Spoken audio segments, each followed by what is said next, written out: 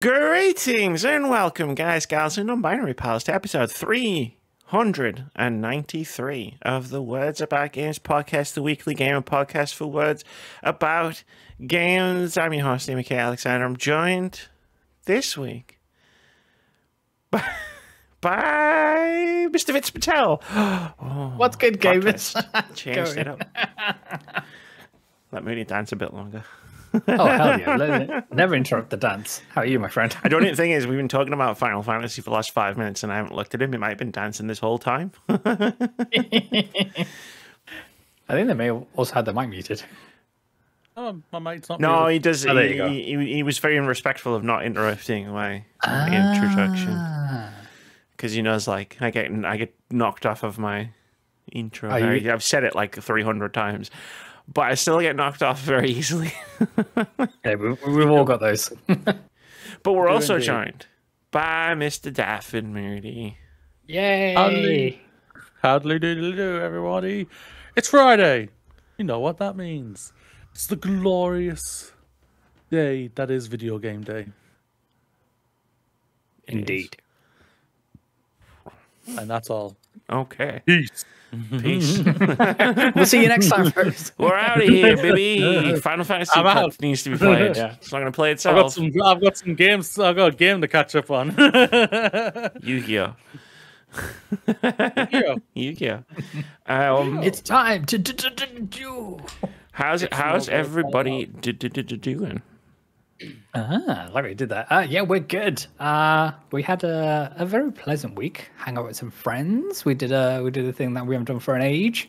And yes, been sinking a lot of fine hours into a little bit of game you may have heard of called Final Fantasy VII Rebirth. So Don't know what it's. Final Fantasy. Yes. The last one. Damn. But yeah, aside from that, it's been okay. It's been okay. What about you, Moody? How you doing? How's it going? How's things? Things are fine. Not bad. Chill, really. Like I said, like always, basically, I get up, I go to work, I come home. And basically, and I look after a little puppy.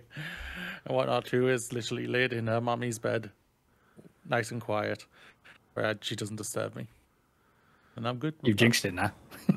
She won't come out. She won't come out. She might come out near the end, but she won't come out. And everything. But no, yeah. Yeah, no. Said it 3 times, therefore it's definitely not going to happen. Yeah, but no, I'm good. Good.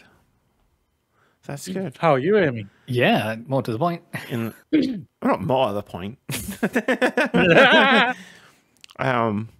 In the past, did you port starboard or the other port? The starboard or the other starboard? Yes. Did you port or did you starboard? I was going to say, like, how am I in the past week or how am I in the past hour? 2 different things. Hour. Let's go past week. Past week. I mean, mixed messages. Yeah. I said hour. Really said Is it it too late to first. change the name of the podcast? Mixed messages. Mixed messages as a Tom Cardy music video on YouTube. Everybody should check out. But the past hour has been interesting. I came downstairs and my boiler was releasing all of its water onto the bench. It's not ideal. Where all of the things are. Got an air fryer there, you know, a router nearby.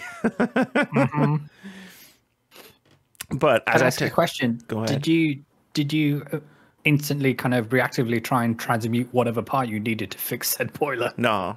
Okay. I unplugged everything. Right, okay. I unplugged all of the electricals that were perilously close to the waterfall. Final Fantasy brain hasn't got me that far yet. So hopefully I've got internet for the next 2 hours. We have everything crossed. Well, it's like, as I pointed out, as I said when I was messaging you about it, perilously close to the time we started recording this. It's got to run out of water eventually. Yeah, that's it. But the past week's been good. I mean, it's been Final Fantasy, right? Like, it's weird to me. It's weird the amount I've played of it in the last week and the amount I've talked about it with, you and Sadie's, I've been texting Sadie a lot about it. It's weird to think that the last time we sat down and did this podcast, I hadn't played it yet. Like, yeah. This time last week, I was all about Pacific Drive. To be fair, like the couriers and the retailer I tried to use to get Final Fantasy VII Rebirth, they tried their darndest to make me not play the game. You had a journey, you had an adventure with that. Friends, we had to jump through some hoops, put it that way. But it's all sorted. Everybody got their money back. We have the game, and we're around about 40 hours in, so all good. Yeah. I like took off. Because I started on Friday, and I had like those 3 days to just play Final Fantasy, and like my intention on those 3 days was to play Final Fantasy, and that's what I did. So I took off like through the game, and then like the last 4 days, I've been able to like play it here and there, like a little bit here and there, and Vitz is like right behind me. Like he's talking about the stuff I did like yesterday. At this point, I'm like, oh shit. Well, then we can share more conversations about things. Okay. Obviously, we're very conscious about spoilers, and we won't be discussing anything like in the show or between ourselves, kind of thing. So, for additional context, so I haven't played the original. Whereas Amy is more than familiar with it. So it's one of these where we're coming at it from two different perspectives, both of them equally valid as each other, and fun times for all. Yeah, I'm conscious of the fact that I can accidentally spoil things. Hey, it's all good. Like completely on accident, because I've played the original game. So I just locked it down. I've got Sadie. It's fine. I've got Sadie. Sadie's played the original. She's playing through it. We're texting each other, being like, "Did you see the fucking thing they did here?" It's like, "Oh my god! Like, what the fuck?" Like, whereas with Vitz, it's different. It's more of a one-way street where I'm just like, "Hey, Vitz, how you finding it?" And he'll tell me stuff, and he'll say stuff, and I'll be like, "Cool." And then I'll put the phone down and walk away. It's also one of these things where in-game the characters will say some random stuff, and then they'll say, "None of this shit makes sense." We'll just move on. So Barrett's entire job in this game is to just go, "This shit doesn't make any damn sense." Exactly. To be fair, is his job in the original game. Like, he was just like, "I don't get any of this." And I'm like, "Fair." Yeah. But Amy, video games aren't the only thing we've been playing this week, but maybe we'll get to that a little bit later. Maybe we will. No, we don't need to. We don't need to. We do. I got my new Maros. Not a topic that we need to talk about. I'm very happy about my new Maros. It's flat, which is an improvement on the old one. It is ideal. The ideal setup for a mattress is to be flat, with all the springs. True. All the springs functioning in the original positions, and I can lie on it, and I can sleep on it, and I can not wake up in pain. So overall, apart from that one thing, things are looking up. But yeah, I haven't really got any stories for the week. It's just Final Fantasy. Like what Moody said about getting up, going to work, coming home. It's been like, get up, go to work, maybe, if I'm at work. Or play Final Fantasy, go to bed. I haven't even been watching anything. Like, food. Normally sit down and put some YouTube on, eat some food. Today it's sit down. Well, last week it's sit down, put some Final Fantasy on. I can run around in that game one-handed. It'll be like, Chadley calls me up. Cool, good time to shove some food in my face. The man gives you a Chad module. I can't. Okay, never mind. That's it. It's going to be a fun episode when we get to unleash. Yes. When I get to unleash all of my Final Fantasy thoughts on you. This opportunity doesn't come around very often. Oh man, but no, that's cool. It seems like it's been a quiet week for everybody, which is nice. Yeah, less drama. We've got some drama coming up with the weekend. So my cousin is getting married, and this weekend we're going to go wedding outfit shopping. So it's going to be fun. So I'm going to go in traditional, like an Indian outfit, and but I'll do my best to sneakily take photos, because one of these, whenever you go to these kind of shops, they'll always say like no photography and stuff. Because if you take pictures, there's every chance you can go to another store and say, oh, make me one of these, but with some alterations and all the rest of it. But I'll be sure to take some sneaky pics. Some sneaky pics, got it. Don't get banned from anywhere though. It'll be like this, raising his arm. But no, I'm just I'm just texting. It's checking time. I'm just texting. I just yeah.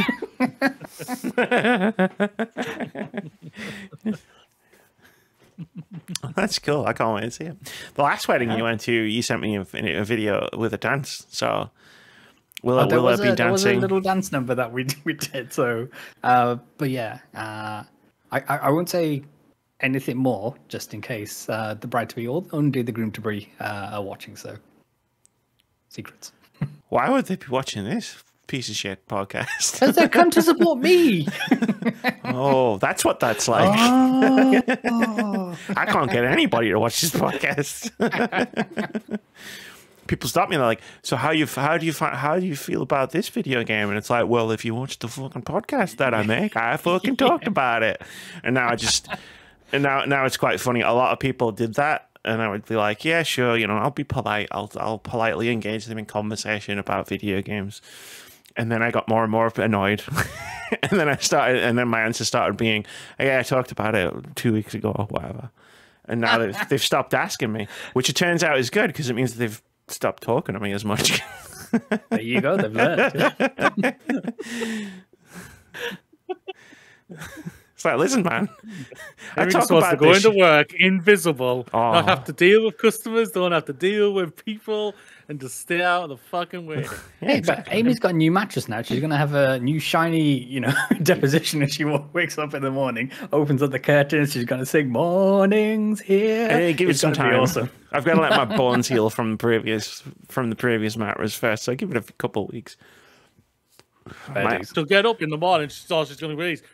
That three bones gonna click. It's like, what the fuck? Wait, I can move. That's it. Yeah? These haven't felt these weird properly for a while. I mean, I can't. I'm too uncoordinated for that. But yeah, no. I mean, the truth lies somewhere in the middle, because I think both of you are forgetting the fact that I now have a very strong temptation to not get out of bed. It was quite funny though. My parents went on holiday to wherever a couple of weeks ago, and like they did the thing where they booked the super early flight. It was like 6 a.m. or something, so they had to leave like 5 a.m., 6 a.m., something like that. I don't remember the exact times, but all I do remember is I couldn't sleep because I was sleeping on an Iron Maiden, and so I was up. I was playing something. I don't know what the hell I was playing. Pokemon. I was playing Pokemon, and like finishing Pokemon off, and it was like 3:30. And they're like, and my mom had stayed awake, just like, what, screw it, because I'm not gonna like sleep through an alarm or whatever. And then she just looked at me at 3:30 in the morning when I went downstairs for a drink. She was like, "Do you do this a lot?" And I was like, "Maybe." They're gonna catch themselves. I've got to catch them all with my arm.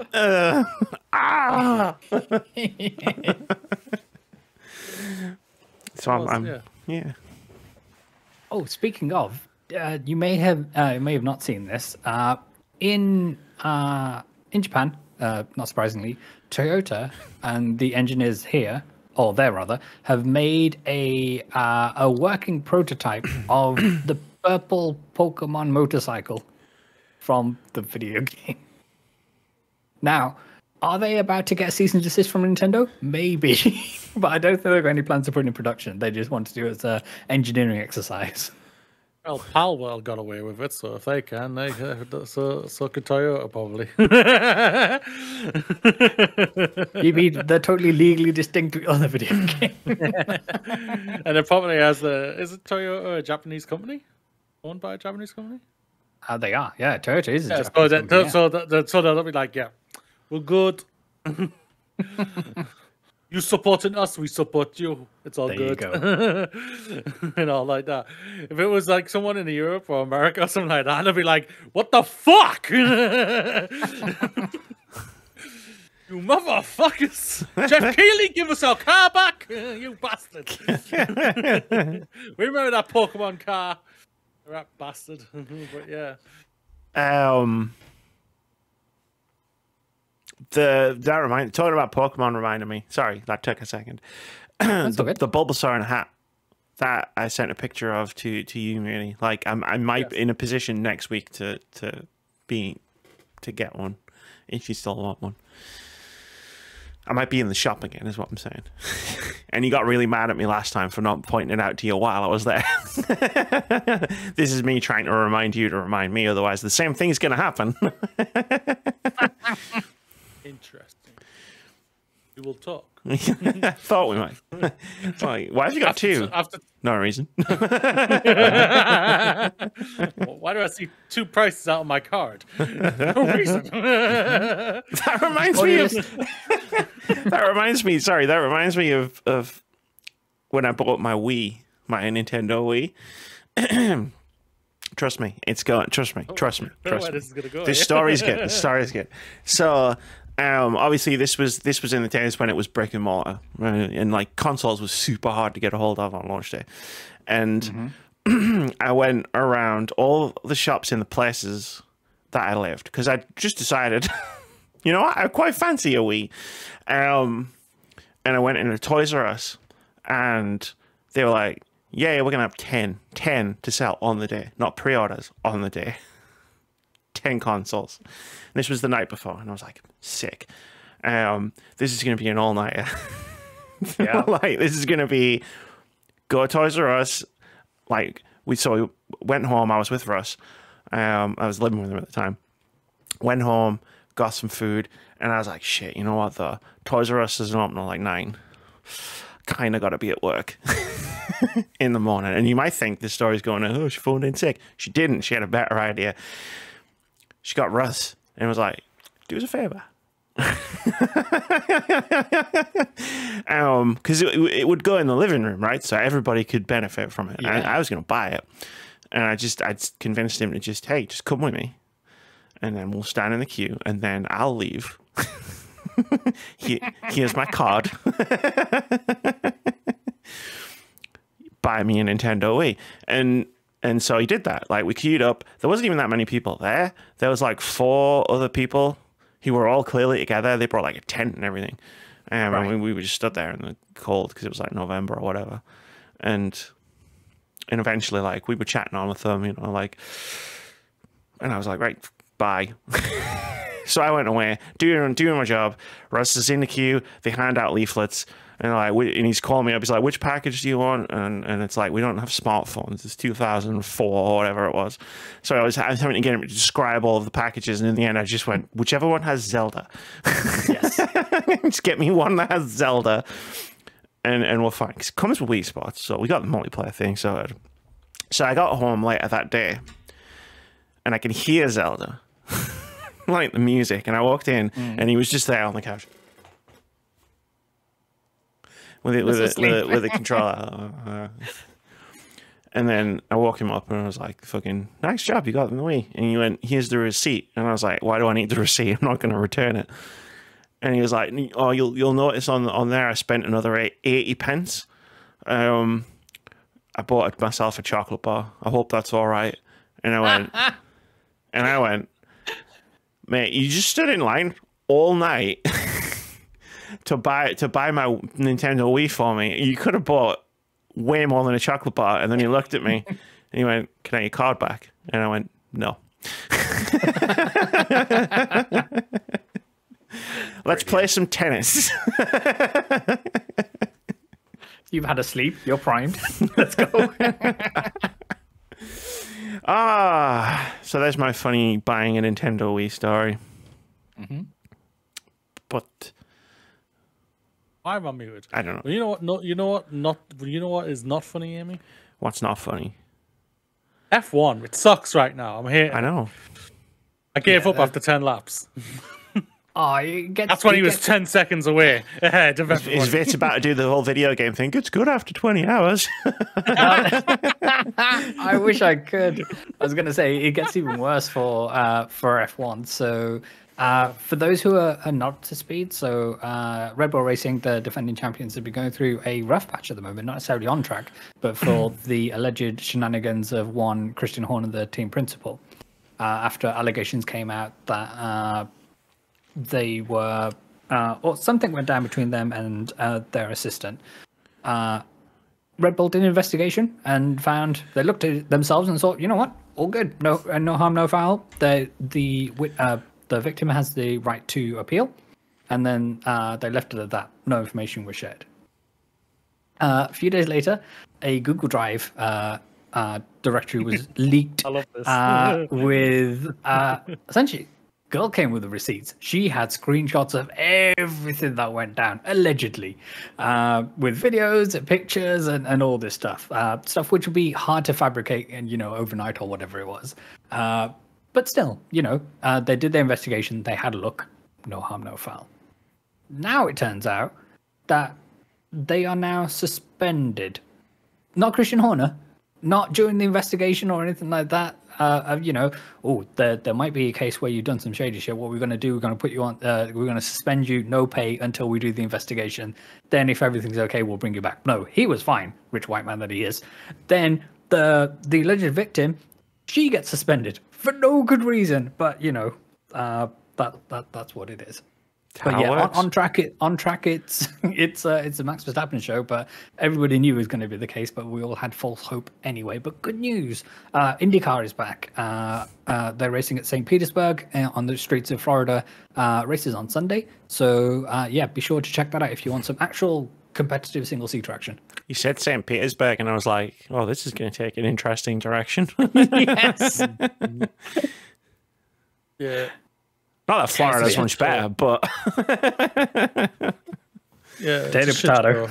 It is a shit show right now when it comes to F1.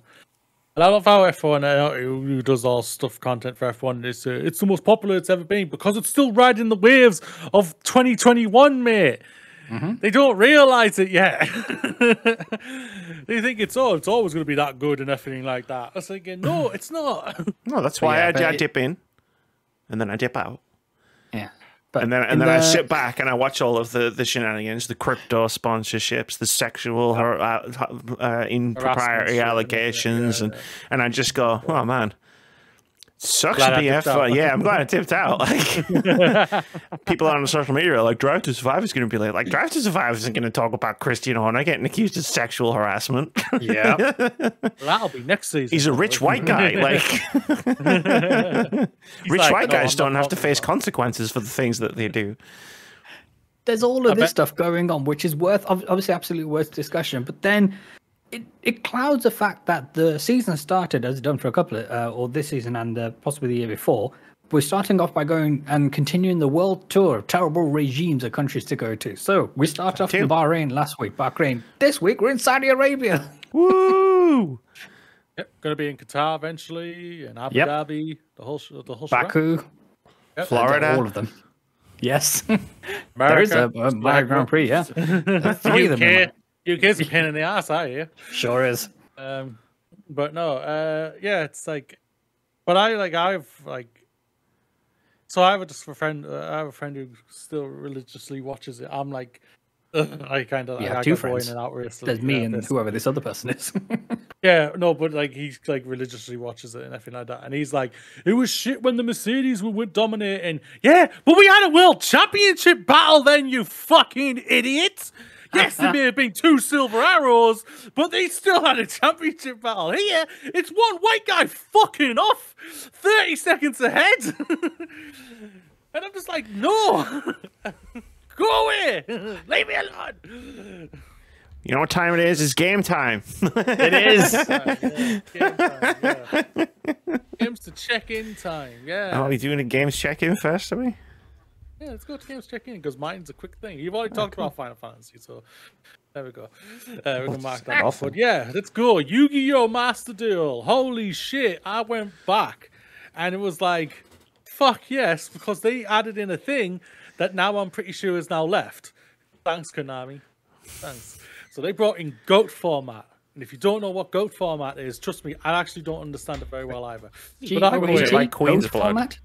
Basically, it's all cards that basically was released in the original Yu-Gi-Oh game, Yu-Gi-Oh anime, basically, up to a certain date of like card including releases.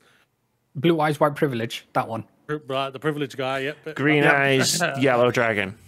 Uh-huh. Yeah, and it's like, and it was so good just going back and playing it, because Yu-Gi-Oh right now is so fucking complicated, such a pain in the ass and everything, and I'm just like, just going back and where you can just go place the card down, place another card down, and pass a turn and not get fucking turbocharged, dick whacked right away from the beginning before he even starts his turn. And it's like fantastic. I love it. At least I can get to my second turn and know how I'm going to survive. But no, apparently I'm pretty sure it's all finished now. And everything. But bring it back, make it a proper thing, because it was really, really good. Sadie, get on it. But audio listeners, text Sadie, get texting her. Fine, audio I'll listeners, get I texting. highly check out. What was it called? Goat mode. GOAT format. GOAT format, and is that goat as in meh, goat? Yeah, 2004. I think they called it 2004 mode. Hi, Moody Sadie. says, keep it there unless it's there forever, and then Moody says, "quote." Just send dick whacked. That's what you need to say. no, not Bring back dick whack. No, get rid of dick whacking. Yeah. Relieve yourself from dick whacking. GOAT format in Master Duel. Did you want to add anything else? No, don't send anything, please. Okay. I don't know what this means. Don't send it, I said. We are recording a podcast right now. But audio listeners, if you want to see two hosts get visibly staggered by the term dick whacking, then yeah, be sure to go back and roll. Enjoy FF7 Rebirth tonight. Hopefully there's less dick whacking in that one. Heart emoji, heart emoji, heart emoji. Send. I didn't mention dick whacking. You did? No, I didn't. So the dick whacking will be a surprise for when she comes to check out what the fuck we were talking about on the podcast. Know that. Yeah, the thing's finished now. Boo. I just have to quickly hop onto it and have a look. But boo, yeah. It was really good. And I just really had a lot of fun with it. So please bring it back. The 2004 mode, the basically God format, and everything. Yeah, please bring it back. And yeah. Are you playing as original character, or are you playing as the one from the anime who has the hair and then they get something and then they get the big hair? Yeah. Wait, the character's not called Yu-Gi-Oh? Yeah, the character is called Yugi. Oh, okay. I thought that's what I thought. Yeah, the character's called Yugi. Not even like trying to be like Obstropolis or anything. I genuinely was like, wait, that character is called that, right? Yeah. Well, the first one, and then it's the one out of all the gifts. Jaden, and it's Jaden. Jaden. Can't remember the other one. Then it's Yuma. Yuma. Can't remember the other one. The other one. Okay, yeah. Awesome. You'll only get these deep dives into Yu-Gi-Oh! Though here at the Words Fight Games podcast. It was a lot of fun. That one, it's the like other guy, for Gran Dave, Turismo last I think week. his name was. Little thing, and I'm having a quick thing with my Master Duel. Hey, get deep in your Duffy. Absolutely. And if you'll recall, I was very sarcastic with him as well. When are you not sarcastic? I'm not sarcastic. You're sarcastic. I bet you're sarcastic when you're asleep. When you don't realize. I'm not sarcastic. Hey, way more than people give me credit super for. comfy new bed now. I made a whole video, 50 odd minutes, and I was only sarcastic like 10% of the time. Okay, so that's only like 5 minutes. So screw you, and enjoy your yellow eyes crystal dragon. Can't because the format's finished. Well, just play the meta like everybody else. No, I'm sick of the bloody meta. Card games aren't about creativity, Moody. They're about conformity. You have to conform. You have to play the same deck everybody else plays so that the game is fun. I don't know how that works, but that's how it used to work when I was a Magic the Gathering player. Everybody has to play the same cards so everybody can have fun. And apparently that's fun. That's what I was told. Maybe they were making sure you didn't have too much fun, is what it was. Well, I had a lot of fun. You were the person telling the people to play these cards to play the game. No, I was the person breaking the game. I was like finding weird combinations I could make to piss all my friends off. And then we stopped playing Magic the Gathering. Because you pissed them all off? Probably, yeah. Probably, yeah. Thankfully, it's all about Queen's Sounds like Blood an now. Amy thing. That sounds like an Amy. Well, I was just trying to have fun, all right? Like, I'm not trying to win. I'm just trying to have fun. And that's the only time I ever tried to win was when we played Overwatch. But everybody else is out here being like, "Oh, got to do well, got to do our best, got to use the best guns." And I'm out here being like, "Yeah, but what if I stuck a grenade in the back of your head and you ran it in the middle of all those explosive barrels?" To me, that's fun. There's only one way to find out. Yeah. Probably kill everybody, or at least yourself. There Fireworks.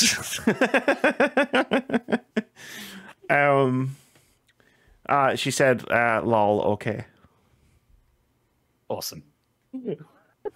And she is enjoying Final Fantasy. Guess that, because she's probably playing it now. She is playing it right now. Yes, that's correct. And I'm not. The things I do for you people.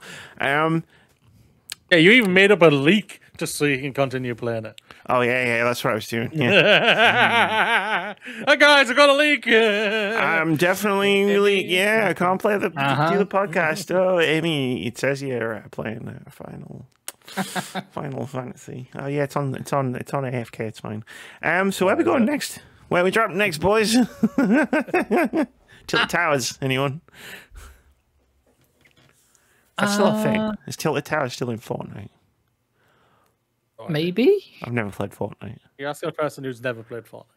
I too have never played Fortnite. Do you think maybe this that's is something we should do? No. Actually, no. No.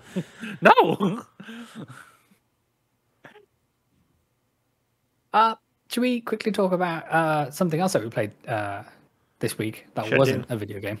Yeah, we could do. It's crossed out. No.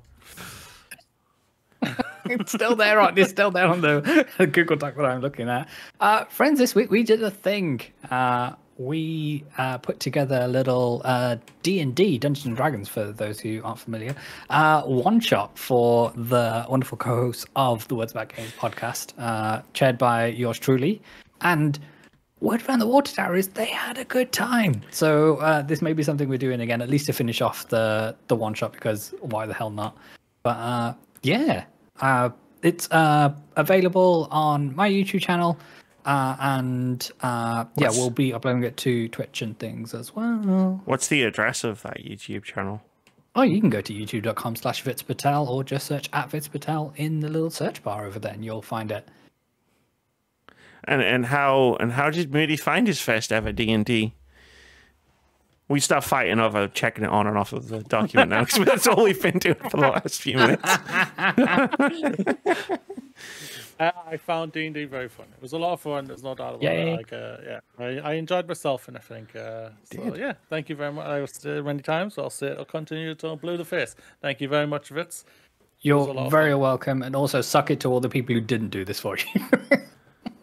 Yeah, fair wall. I'm joking. Throw us a fire. Stock it. I said this before, I'll say it again. I'm not getting involved. I did my part. I found someone to make a game that Moody could play. Moody definitely brought the energy. But they sure did. Yeah, be sure to check out the YouTube part of all those shenanigans, because shenanigans were had, and we're setting up some more shenanigans to be had in a couple of weeks or so. Fingers crossed. Yes. I hope. But I'm glad you had fun. I'm glad it did it live up to everything you hoped it would? I don't know what I was hoping for or thought, so I don't think I can answer that question really. Like, I had fun. That's all. The thing is that, obviously I've played D&D quote unquote in on video games, which has obviously sparked my interest into it. Like where you and me, obviously, Amy, were talking about it, like how heck I went 2-3 years ago, bought my first dice. We went to Newcastle together. and bought our first dice together with my partner and a couple of our friends we know from Among Us, and and it's like you know them from Among Us. You know them from Among Us. Yeah, I know them from Among Us. You know what I mean? But it's like it was a lot of fun. I'm looking forward to doing it again, to continue the journey, the fun thing, like. Adventures of Ace Crestwood. And Bard. And Bard. And Bard.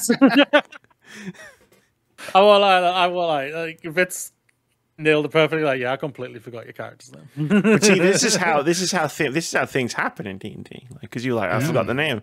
Tell me the name, and I was like, no, I'm enjoying this part too much. Like, this is part of your character now. You just call me Bard. Organic improv. It's brilliant. Yeah. It's yes and. That's how you do improv. That's how you play D&D. Like, I'm glad Vitz has posted it online, so I'm going to go back through. I'm going to say, okay, all those things he said last time, what we need to look into to make a plan. I'm going to write them all down. So a notepad is indeed one of the things I advised. Yeah. I didn't think I would need one, but my favorite bit was. So, friends listening at home, or indeed watching at home, if you have done enough of our gorgeous mugs by now. So it got to one bit in the game where I gave our players some passcodes that they needed. And I think both of them assumed the other person had written it down. I was very clear that I wasn't going to write anything down. And then when you said them, Moody made a movement that looked like he was typing. So I was like, we're done. We're good. And then I asked, what's the password? And he was like, I don't know. And I was like, oh, no. Roll a history check, friends. Yeah. Oh, I have to do a lot of notes when I'm at work. I'm on my day off. I'm like, I'm gonna chill. I'm gonna act like a pillock, and mission accomplished. Well, yeah, sure, I guess. Yeah. In a good way. Yeah, I know. I knew what you meant. I knew, but no, yeah. I'm super stoked that you enjoyed it, and then Amy did too. So obviously, Amy, you've been involved in a long run D&D game, so it was interesting to get your perspective in terms of how I run things, and I'm really glad I was able to put this together. Yeah, I've seen some shit, but I ain't never had a puzzle flash in front of my face where I can actually like look at it and be like, yeah. There you go. We check it off now. I already did. Okay. Cool. I checked it off ages ago. Yeah, I want to go to the thing I asked to talk about if possible. Okay. I don't know what it is, so let's do that. So obviously I put the video in our Discord chat and everything like that. If you've watched it, if you've been able to, that's great and everything. But obviously everyone knows Alana Pierce. She works at Santa Monica for Sony. And obviously she works in video game development, and obviously like we've seen a lot of layoffs and everything going off, what's sadly still happening to this day, right now, probably this minute while we're recording and everything, sadly knowing how bloody look. But like I've also like been going through things like where I haven't been able to like properly communicate even for myself of like, why am I feeling like this type of thing, And I think Alana's Pierce's discussion with Mick Biffle. Mike Biffle. I think his name is. Mike Biffle, who took a shot at the name David, by the way, at the beginning of the episode. I felt called out, Mike, just so you know. Let him know. Apparently he was going to get called that. But it was Mike or David, apparently, because he's he's like me. He's half English, he's half Welsh, like from my mother and dad's side. For me. But no, Alana has been going through survival guilt of like all these amazing people who are sadly losing their jobs, who are probably far more experienced than I am, guaranteed for me at least, who have got all this experience and everything, who are losing all their jobs and everything. And I've been like, and it nailed it. It was like a glass breaking moment when she even just said the words for me that I think I've been going through survival guilt of like I've been like miserable as fuck offline everything when we're at home, like I'm hating seeing all the things and everything like that. I was very emotional last week when about Deck 9 and everything, and it's literally is because of like I think it's because I'm going through survival guilt. And it's also like she even says it herself, like in the episode, that she's even quite thinking, I need to resign and step down to let someone more experienced and awesome in me to take my position, you know. And I'm just like, I've pondered that. I don't deny that. I've like pondered. There's amazing people. Like when everything happened at Team 17 late last year, like because it was the entire QA staff, basically for the majority of them. I do believe some of them were kept on, but because of their jobs they were already doing there, I believe. But yeah, I was like, I need to step down to let someone else more experienced, more awesome at this job than me to be able to, you know, to flourish even more and everything. And I was like feeling really I've just been feeling really crap about it. So my thing is just like, thanks. My thing would be to, like, she doesn't know me. I'll probably never meet the amazing lady, but thank you to Alana Pierce. It was like, what she said is basically just opened my eyes of just like, I think that's what I've been going through as well. And I'm seeing like all these things online. It's like people like are just so gutted of everything like that. But then you also sadly seen assholes online that said stop being babies type of thing. And I'm just like, dude, I want to fucking slap you if I ever meet you.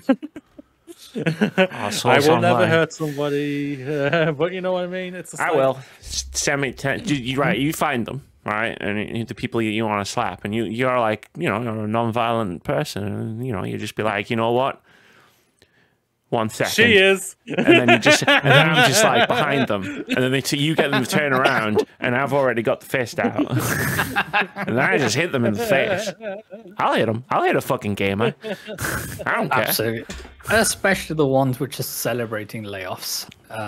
You need to. There's the ones who were in the industry who were like calling people babies, who were like in the industry saying, you know, stop being pathetic of self, saying you should maybe step down or survival guilt and everything like that. And I'm just like, you don't know what people go through mentally, mate. And I'm just like, you need to really just shut up and just pull your weight, walk off. Why are you even getting involved is like no reason whatsoever. You're just being a dick for being the sake of being a dick and everything. But yeah, my things to say. Thank you, Alana Pierce. Thank you. Just to clarify, absolutely. I would also punch a game dev. For you. Oh yeah, nobody's safe. No one's safe. Not from these hands. You've seen these fists in Apex Legends. You know what they can do. Yeah, and friends, true, I've seen Amy with a shovel as well. She's me with that too. Armed or unarmed, I'll take anyone out. That's it. Chat shit about fucking. But no, it's one of these where with all these layoffs, there's an element, bit large or small, depending on the person, of grief when it comes to these. And like with grief and most things, people have different ways of dealing with it and compartmentalizing it and doing what they need to survive and questioning their own, for want for a better word, mortality. When it comes to, okay, these other people have been affected by this, why am I here, kind of thing? Do I deserve to be here? And I think that plays into a lot of imposter syndrome that a lot of people feel in the regular day-to-day kind of thing, outside of having this happen to essentially their colleagues and their friends and people they know. And it seems to be, I think that what's most upsetting is it seems to be indiscriminate. It's not that the people being effective were doing poor work or not putting their weight or doing X, Y, and Z kind of thing. It just happens to be all for the sake of late stage capitalism and this chase for infinite growth. And it's one of these things of, we've just got to learn how to deal with it in different ways. But I'm really happy that Alana put this piece together and was able to quantify it for you, Moody, in terms of, okay, there's a label that you can resonate with in terms of, okay, these are the things that I'm feeling, and I hope that brings you some comfort and some composure to then put the blocks together in terms of working your way through it. Yeah, I am feeling a lot more better within myself. It's just like knowing. I think it kind of obviously helps a lot and everything. What makes it worse, like for her episode that she has and everything like that, she did during the episode while she's talking about all these things with Mike, she gets text by a friend who's literally just it tells her that they've just been laid off and their game has just been cancelled. I don't know if it's been announced what game that was or anything online and everything, but like during her recording, and I'm just like, Fucking hell. I mean, how many times does that happen to us? Like, that's happening to everyone who's like doing stuff like this. Yeah. Like, yeah, and it's just it ain't the greatest. But thank you again, Alana. No, she's awesome. cheers. Yeah. What was the thing you were going to want to go to, Amy, before I butted in? I do apologize for that. Xbox. I don't know why I want to go to Xbox. I just thought that would have been that's a good place to go because they did a whole Xbox partner showcase that I didn't watch. They sure did. Because I was going to say, did you watch it? Because I was playing Final Fantasy, but I don't know why I was going to steer us there because I was like, yeah, sure, that definitely happened. Yeah, Amy, we can. I can go one step better in you. I didn't even know this happened. I didn't. See, this is what I don't get about the marketing behind these stupid things. Where like years ago, when it used to be you knew when things were going to happen, so you went and you watched them, and now this thing where all three of the console manufacturers announced them like a day or two before it's going to happen, and half the people don't even fucking know they happened. So I got a question, like this marketing thing, because they announced it 2 days ago, so Moody didn't hear about it. I forgot about it. By the time I remembered, it was halfway done, and I was like, "Well, I'm already fucking fighting this boss in Final Fantasy, so I'm just going to keep doing that." Yep. I don't get like, and then there is an element of, well, I'm enjoying a game. Why would I stop a game I'm currently enjoying to watch videos of games that aren't out yet that I might enjoy later? Like maybe it's one of those. I'm going to be present in the moment for a change. And plus, you don't feel that heartbreak when Silksong doesn't show up. Silksong is just a shadow on the cave of a wall. There you go. Basically, I can touch on it a little bit on the part of just like it's literally just. I did happen to watch it. Yeah. Thank God. But to the thing of like the secrecy and everything. Oh, sorry. Yeah, go for it. Yes, that's all it is. That's all it is. And, no, I mean, I get like. Like when the whole thing was like coming out for a game we announced last year, like they told us it was coming and it's happening, and it was like happening in this week, but they didn't tell us the date when it was going to actually happen until the day they announced that it was going to be happening on the next day and everything. So like they're very, very protective, secretive when it comes to these type of things. It's a shame because they don't communicate, but it also shows how very bad they are when it comes to communication and everything. So, there's too many shows, and they announced them with too small of a leeway, like to do. And this just for me personally, and I forget that they're happening, and then by the time they're happening, I look at the list of games and I'm like, all right, cool, but like also, did I really miss that much? Yeah. Well, one I can say no. Fitz, did I really miss that much? I don't think you did, to be honest. There were a few new games which were announced, things like Creatures of Ava and things like that. But a lot of it was seeing like first gameplay reveals and things like that, and new announcements in terms of there's new DLC coming for Persona 3 Reloaded and Reload, and stuff like that. And it's one of these where it only came in at around about, I want to say 30 minutes long, so it wasn't the longest. But to your point in terms of not many people know about this because it's dependent on people being on social media. The vibes at the moment is people want to be off social media because it's just have you seen the discourse on social media about that fucking consultancy company? Like no one wants to be on social media right now. I've seen nothing. It's fucking nuts. I can't. We're going to talk about it later. It's fucking crazy. Sorry, go on. But yeah, no, there were some interesting things. So we saw a trailer for the first Berserker Kazan, and this looks amazing. Very Souls-like in its approach. It's doing some interesting things with its art direction as well. I don't believe it's related to the Berserker franchise. It just happens to be the first Berserker kind of thing. But the main protagonist is wielding a pretty big sword. I'm not saying it's guts. Just making a poor joke then. Even Dark Souls was a guts Souls-like reference. characters wielding a big sword. What a surprise. Yeah, even Dark Souls was partially based on Berserk, or inspired by Berserk. So it makes sense that other Souls-likes would also... Yeah. Creatures of Ava was announced. So this is putting the vibes of The Legend of Zelda tied with some pocket creature type mechanics, but the vibe is that we are nurturing these creatures that we find, as opposed to capturing them, making them fight, and all that good stuff. I had a lot of picnics in Pokemon Violet when I washed those Pokemon. I cleaned them. I threw a ball. We played fetch. It was a very nice time. I made them sandwiches. But it's not just blood spots.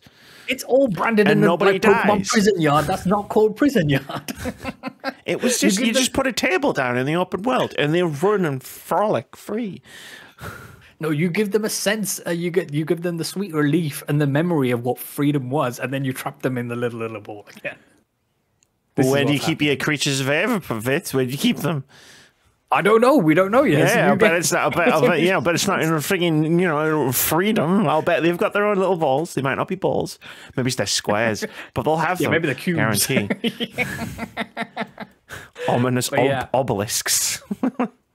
One of the more recent interesting ones was a Griefil cross Chucky collaboration that's happening inside Roblox. So I don't think any of us here play Roblox or have ever played Roblox, but obviously a lot of people do out there. Learn enough about Roblox to know that they're my mortal enemy. Yeah. But yeah, it was interesting to see that drop. The Altars looks really interesting. It doesn't seem like it's a game that I'm going to play, but it's doing some interesting things with cloning your character and them having different personalities and different character traits based on the things that you've chosen. So your clone wouldn't necessarily choose that path for them. So that is interesting. And then, Kunitsugami, Path of the Goddess, looks all wild as ever, but we slightly understand more what that game's about in terms of there's a daytime cycle and a nighttime cycle in that game. Daytime is all about going out and beating up monsters and gathering resources and preparing your base for nighttime, where it turns into kind of like a tower defense game. And you can deploy different units to go and defend a bridge or whatever it happens to be.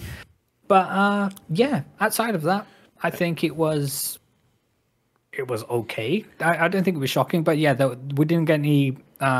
There was no talking heads. There was no like Phil Spencer, Sarah Bond, or Matt Booty or anything like that. Phil Spencer's keeping his head down after last month. Yeah.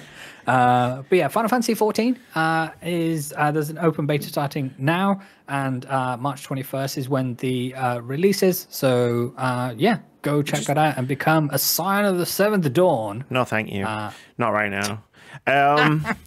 I thought I'd look up some of these games that are on the list to be like, let's see what the vibes are, see if there's anything that speaks to me. And I've landed the first one on the list was Unknown 9 Awakening. So I thought, I'll search that, and I'm on Steam. Unknown 9 Awakening. I'm like, cool. What kind of game is this?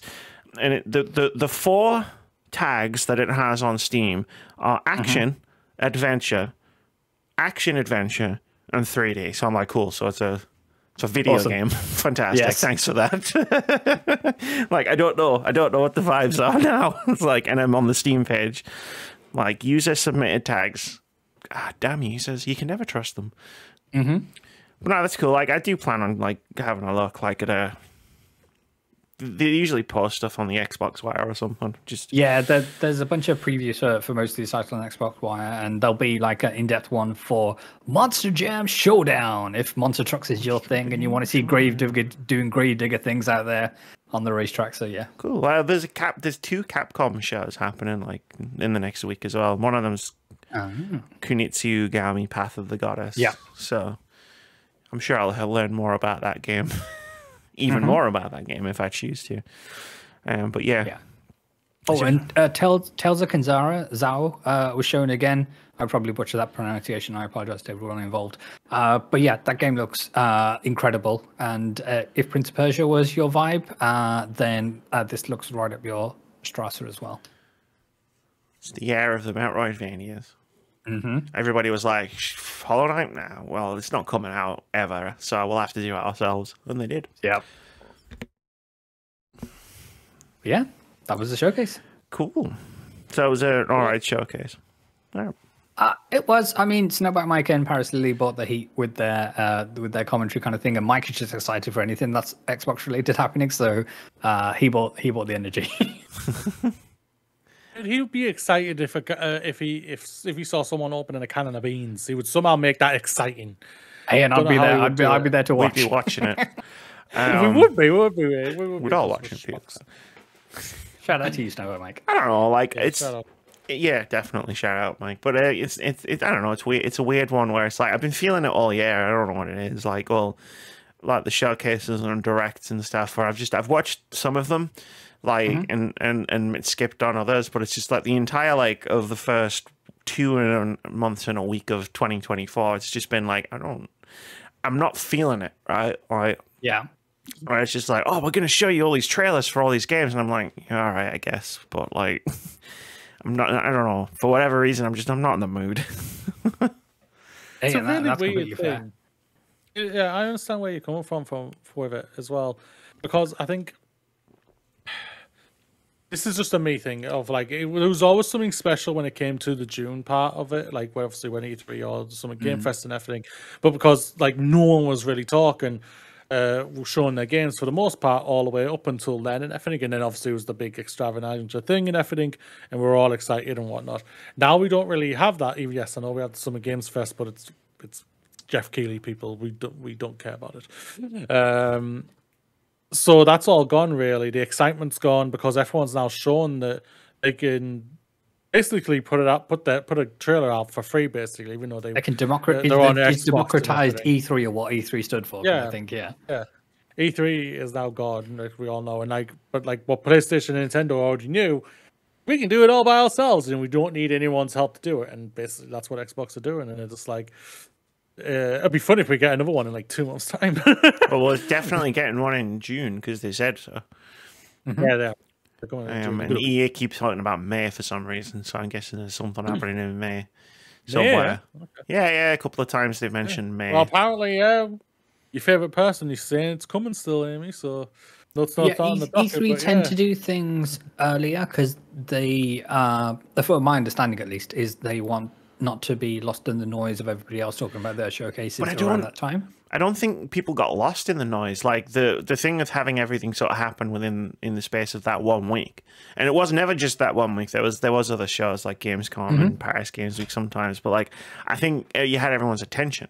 So like if you had something like, and it was going to pop off in some way to someone, they were probably watching because they were probably watching everything, or at least catching up on everything. Whereas now it's just like.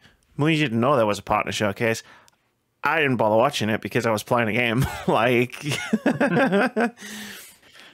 so like 1/3 of a video game, of the hosts of a video game podcast that talks about this stuff watched the partner showcase. And it was the same with the State of Play. Like Moody made fun of me for not watching that PlayStation State of Play, and I didn't watch the Direct. And I'm just like, like there's a lot of these, and I kind of like And I don't think it's just because E3 doesn't exist anymore. I think it partially is also because I've just kind of centering myself in a position where it's like, okay, what's next? Yes. Like Final Fantasy is next. Cool. Then fuck all this other shit. Like, let me just be happy and excited to play Final Fantasy. Kind of and then whatever's after that, I'll get to. And it's like, oh, you're showing me this game. And it's like, oh, it's going to be out in like 2 years. And I'm like, right, I don't care. Get it out of my face. That's 2 years from now, Amy's problem. Yeah, that's true. Yeah, no doubt about it. No, absolutely. 100% agree. I don't know. I think it's probably one of the reasons why I was a bit weird when we were doing the anticipated games of 2024 thing at the beginning of the year, because I was like, Yakuza, because I'm going to be playing it in a week. Like, yes. And beyond that, Final Fantasy. But then it's like, well, I don't know. Like, yeah, we'll see when we get there, right? We'll see when we get there. Like, I didn't mention Pacific Drive. Maybe we don't do it next year, an anticipated thing. We'll see. We'll see what happens when we get there. It's not that I'm not excited about games that are coming out. Like I'm excited about games that are coming out in the future, right? But just like I'm more appreciating what I have. Let me live in the now. I do not mean to turn this Xbox Partner Showcase reactions into a philosophical discussion, but it's like I think I just prefer to live in the moment than. I think what's ultimately happened is like we're all like the games industry wants us to be on this hype machine at all times, and I think what's happened is I've finally just gone, actually, you know what, I'm tired. I'm just gonna get off this hype machine and I'm just gonna chill. The thing is about like last year was all hype for the most part. Like there was like what we've stated on many occasions, like it was a great year last year and everything, and like we've stated on this one, like it's been a really, really good year, start of the year. We've talked about some great games and everything, but it's also, I think, they've been a little bit more like everyone's basically got the heck out of the way of Final Fantasy. I guess they've basically got out with it for the next, for the most part, for the next 2 weeks and everything. The next big one, obviously, is Dragon's Dogma at the end of it, like in about a week or two time and whatnot. But for the most part, like and that's what, like, you know what, that's not a bad thing. It's like you know what, that is a good thing. Like spread it out. You don't have to throw everything all at once and just get it all out by a certain time and everything. And it's just like, yeah, like less is more. Listen, people, I think the industry needs to really look at themselves and say less is more. I don't necessarily know if less is more is where I'm going with it. I just think there's a lot of things like coming into like what I'm talking about. This might be a bigger discussion to have at a certain point, because like I don't necessarily think less is more. I think you release shitloads of games because like I'm not going to play all of them, but I'm not going to want to play all of them. Like, if you know what I mean, like if that makes sense. Like there was so many amazing games that came out in 2023, and all three of us skipped some of them. Like, like because it was just like, I'm not going to play Street Fighter 6 because I don't like fighting games, so I'm just going to skip that. But it's there for the people that love it. Instead, I played, I don't know what the fuck I played last summer, but it was probably, you know, something else, some weird fucking indie game, I don't know. But like, yeah, like, I don't know. But part of it is probably just the daily deluge of people have been sacked and studios have closed down, and it's probably just impacting my ability to be excited about the future of video games somewhat. I was going to say, so one of the things that's at least resonating with me with the things you're saying is that what we're learning from the game industry is that tomorrow is never guaranteed. So let's be happy with what we have right now. And then if whatever you're announcing and showcasing, if that materializes, then I'll get excited about it then, kind of thing. Yes. Yeah. Yeah, it's like I was said for 4 years, Final Fantasy VII Remake was incredible. That's no guarantee that Rebirth is going to be good. Yeah. So it's like I enjoyed the remake, like for what it is, and we'll just see what happens with Rebirth, and then we'll see what happens in 4 years. That's it. You can speak in the facts about what you played and what you know to be true. Everything else is just words and hopes and dreams. Yeah, it's a trailer, right? Like it's a 2-minute trailer. Cool. The game's 200 hours long, so like, I mean, but yeah, no, I don't know. I don't know. Like maybe it is just something we revisit as a discussion at some point. Yeah, I like it. When I've had time to formulate some thoughts. Have a lay down on your mattress, remunerate on some things. Like right now. And then, yeah. And then I'll just maybe later. I'll pop up in like 5 minutes. I'm like, Eureka! I've thought of a new recipe. I think Eureka, you have to be in a bathtub to have Eureka. Eureka, yes. Yeah. I mixed my metaphors there. I was like, Eureka, and then also Final Fantasy 15. Yeah. Right? Yes. I'm on brand at least. Let's do a little bit of a halftime. Yes. Because I didn't watch the Xbox Partner Showcase, but I did see a game announcement this week. I thought it was from the Xbox Partner Showcase, and then I was like, it wasn't even part of the Xbox Partner Showcase. I'm going to put it in Indie Game of the Week. This week's Indie Game of the Week, the thing we do every week where we talk about a cool-looking, upcoming indie video game, Abyss X Zero, from the developers of Unsighted, one of my favorite games of 2 years ago, maybe 3. I don't remember. I streamed it. Moody was there. He watched some of it. We all had a good time. It was a really good indie game made by 2 people from Brazil, and they're making a 3D Metroidvania. They've gone from the 2D, top down, slightly offset, to a full-on 3D. It looks pretty sick. Hell yes. The characters are called Codename A and Codename Z. Brilliant. Love that. Probably like Pokemon. Maybe it's just a Pokemon. You gotta swap them around. Pokemon ZA. See what you're doing. But no, it looks pretty cool. It's got that cool low poly visual style. So did Unsighted. Unsighted was an awesome game. You should go and check it out if it's your kind of thing. I had a really great time with it when I played it in 2021. I'm pretty sure it came out the same year as Lost Judgment. Oh, okay. Because I think I went from that to Lost Judgment on Twitch when I streamed games. Those fanciful days. But you should check this game out. It looks cool. There's a link to the Steam store page in the description. Wherever you choose to get your podcasts, click that link, watch the trailer, look at the screenshots, read the full description, and then click the wish list button. Because all those things are good. You should do all those things. Support indie devs. In these tumultuous times, we need to support the developers as much as we possibly can. Otherwise, we're going to have no games left. Everything's going to be EA Sports FC 29 or whatever. Fucking bullshit. Should we do a little bit of a halftime? Oh yes, a little bit of a halftime. I'm going to go and see if I need a boat to go downstairs. Or some of those inflatable thingies they put on your arms. The water wings, yeah. Water wings. Everybody else, have a great time. We'll see you all in a second. We're back. Hey. Hey, how's Vitz got? I'm confused. Okay. We'll get there when we get there. It says 87 for me still. Yes. That's what he guessed. Oh, you said 86. No. Oh yeah, never mind. Ignore me. That's how numbers work. Where are we talking about next? Shall we talk about the world's first museum of video game art? We can do if you want. And how it's been built in Japan. Of course, it's in Japan. Japan appreciates anywhere else. Why would America? America doesn't see video games as art. They see them as profit. Money.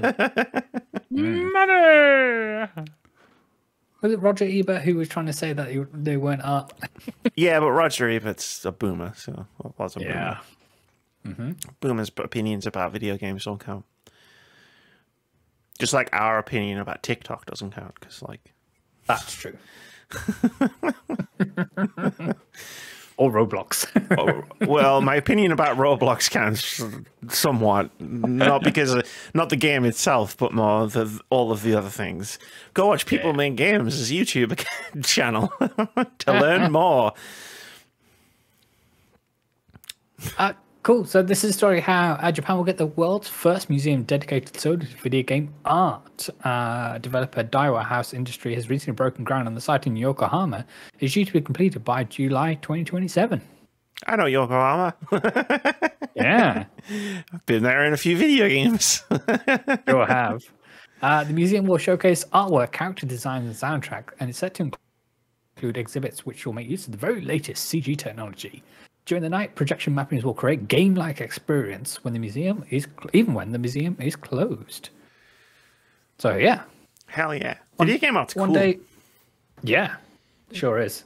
As well as video game music. Makes me want to go to Japan even more. So yeah, hell yes. They got all the cool shit over there, including stores like Super Potato. Who doesn't want to go there?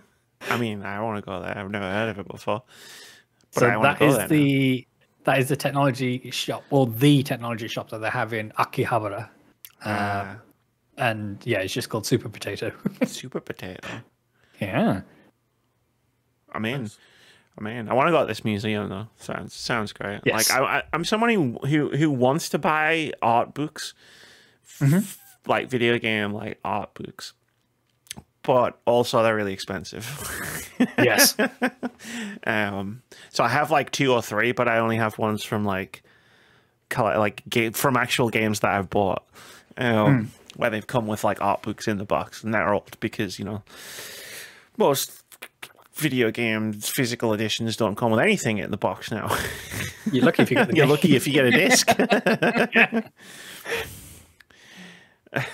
And you're lucky if those discs are labeled correctly. That did happen last week. That did happen last week. Yeah. But yeah, no, a video game art exhibit, that's cool because, again, it's art. It's lovely. Absolutely. Everybody loves looking at video game art. If you get the chance to go see video game art, do so. If you get the chance to hear video game music performed live, absolutely do so. So, yeah, 100%. Yeah, this is awesome.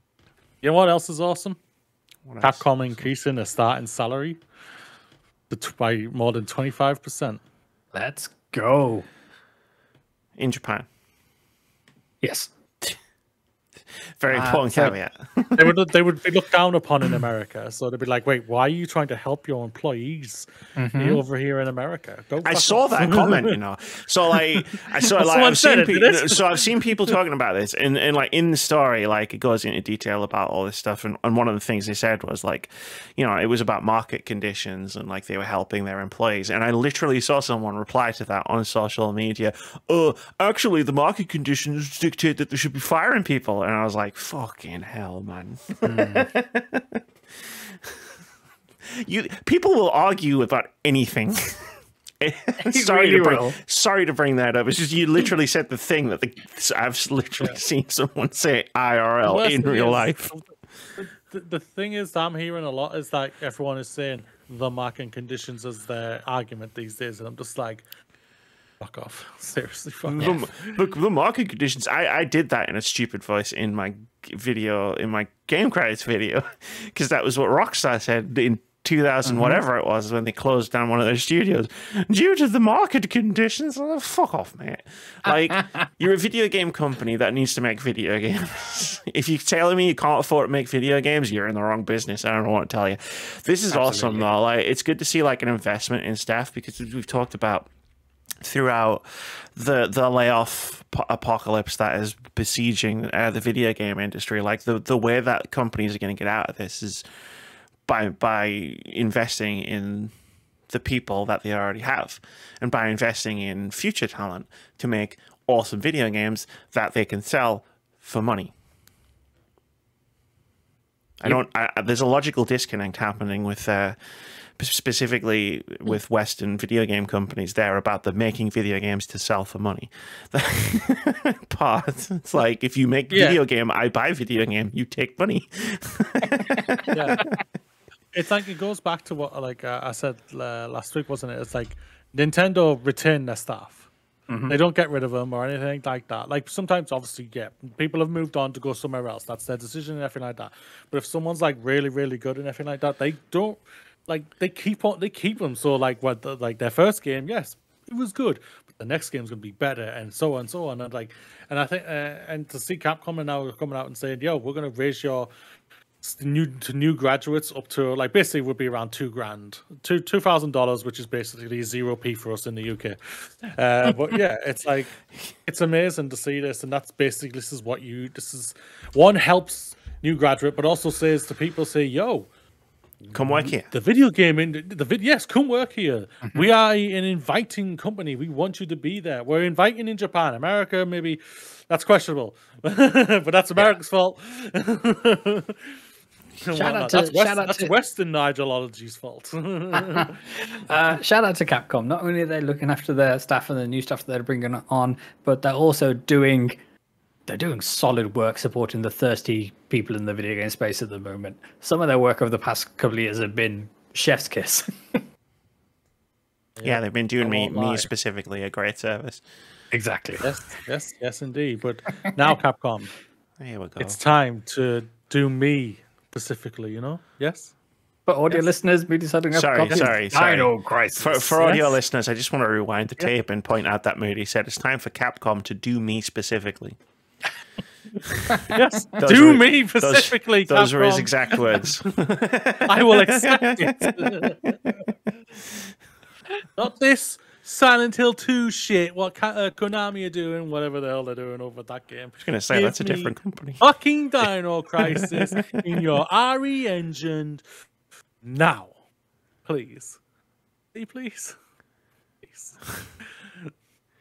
I'm not being aggressive like I was last time. I'm asking you nicely. Just keep asking in different ways. Like, you don't know where I'm coming from now. If it covers the full gamut, then they have to listen. That's the point. Yeah, one of these approaches will work. This is amazing. Like, retain your staff. bit better video games. Well, this is the answer to the question that got asked last year. And where it was like, how do Nintendo keep making games like Breath of the Wild? How did Larian possibly make a game as good as Baldur's Gate 3? Like, how was Resident Evil 4 Remake so good and made so quickly? Because, like, the people that made the previous games also made this game. And it turns out, if you get people to, like, make more than one thing, they get better at it. Like, to put this in terms that idiots on the internet will understand.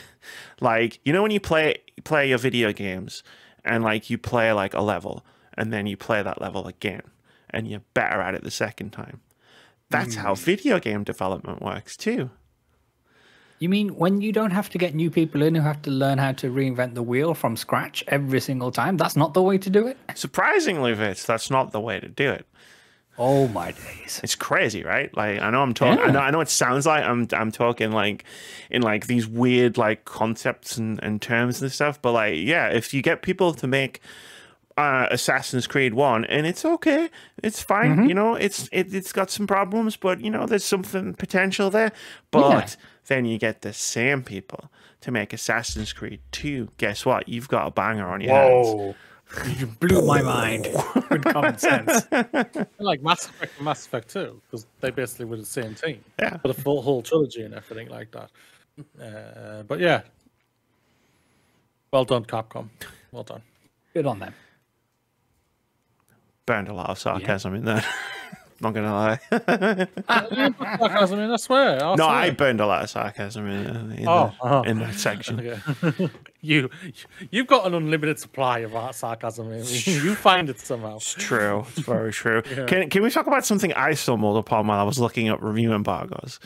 Because I was very annoyed. Because I was doing the show notes this morning and I was putting the scores in, and Unicorn Overlord didn't have a score. And I was like, okay, well, when does the embargo drop? Like, when do I need to keep an eye out just to see when the score is so I can plug it into the dock? So I went on Bing, because I don't use Google anymore because Google never gives me the right answer. Like, I literally typed in, when's the Unicorn Overlord embargo? And it was like, and you know how it does that thing on Google where it tells you, like, it picks the answer from its top result and puts it on the screen. Yeah. And it was like, oh, the review embargo is March 3rd. And I looked at my phone and I was like, well, it's March 7th and there's no review. Yeah. So I'm going to guess that Google's wrong, which is just a great world we live in now where Google is just wrong all the time. So I binged it and go back to asking Jeeves. And I found out it was today. Yeah, we did Jeeves Dirty. And I found out it was today. But I found out in this forum thread where one of the posts was, I'm not going to like quote it or anything, I don't have it in front of me, but I was paraphrasing it, where it was like, oh, well, they're obviously not confident that this is a good game because the review embargo window is so short, because obviously it's like the day before it comes out. And there was just like people agreeing with this sentiment, and I was just like looking at these posts, just how is this a thing? Like review embargoes do not dictate how good or bad a game is. The thing is, it's basically that I'm making an assumption here, but it's also the assumption that I went off as well when I was doing a movie podcast and everything like that. If it's delayed to like the day before, or heck, if you don't even get the reviews aren't allowed to come out until the film releases. It's for the most part, not always, I won't lie, but a high percentage of the time, it showed that the studio had no faith in the film and everything, and it for mostly does not succeed in everything. But obviously, not all the time. There was anomalies. So I do understand where that where they can maybe even where they're coming from with that. And I've stated on many occasions, I've stated this on this podcast about that. I was thinking, oh, disappointing that you aren't getting a review yet earlier for this game or anything like that and whatnot. And that's why, and I do stand by to the point, like Sony, when they're very confident in the game, they'll allow reviews to go out like a week before it's meant to come out and everything, to build up buzz and everything. And I think that's all. I think that's an incredible power to be able to wield and everything, because it really it can help. It can help the game for it. But video games are a completely different medium when it comes to films and whatnot. so they can't. They shouldn't be taking that metric from films into the video games. That's where I've come down to and where my mind is now at when it comes to it. Because I've been proven wrong on many occasions. I'm not ashamed to admit when I'm wrong and everything. And yeah. Well, yeah, that was kind of where my thought process was coming with it, because obviously I know you've said that before and we've talked about it before. But like there are, and it's because as soon as I read the post and all of the replies saying, yeah, man, like blah, blah, blah, whatever, like my mind filled with examples of this not being the case, like games that like had review embargoes drop on the day that the games came out, and the reviews are really good, and the game's really good, and it sold really well, and it's just like, I mean, Balatro, it's like the second highest rated game on OpenCritic this year. The reviews dropped for that the day before the game came out, and it's just like, is it willful ignorance or not? Because I get that most people aren't aware of OpenCritic averages and general review consensuses and stuff. But at the same time, if you're talking about it, you probably should be aware of it before you make a statement like that. And again, I'm not going to hold a random forum to, like, you know, journalistic standards or anything. But I mean, it like at a certain point, you're making yourself more miserable for no reason, but also based on incorrect information. Yeah, in terms of if you just switch the perspective and just thought about, or don't even stress about it. When the reviews come out, whenever they come out, just base your like purchasing decisions on that rather than. I know people have been conditioned in the past to think, oh, you know, with big first party games, then reviews will go out, 1-2 weeks beforehand, and that's what they've been conditioned to. But obviously, video games come in all different shapes and sizes and with all different teams and PR cycles, and some studios use a PR team to specifically get that done. Some people don't, and there's every different which way to do this.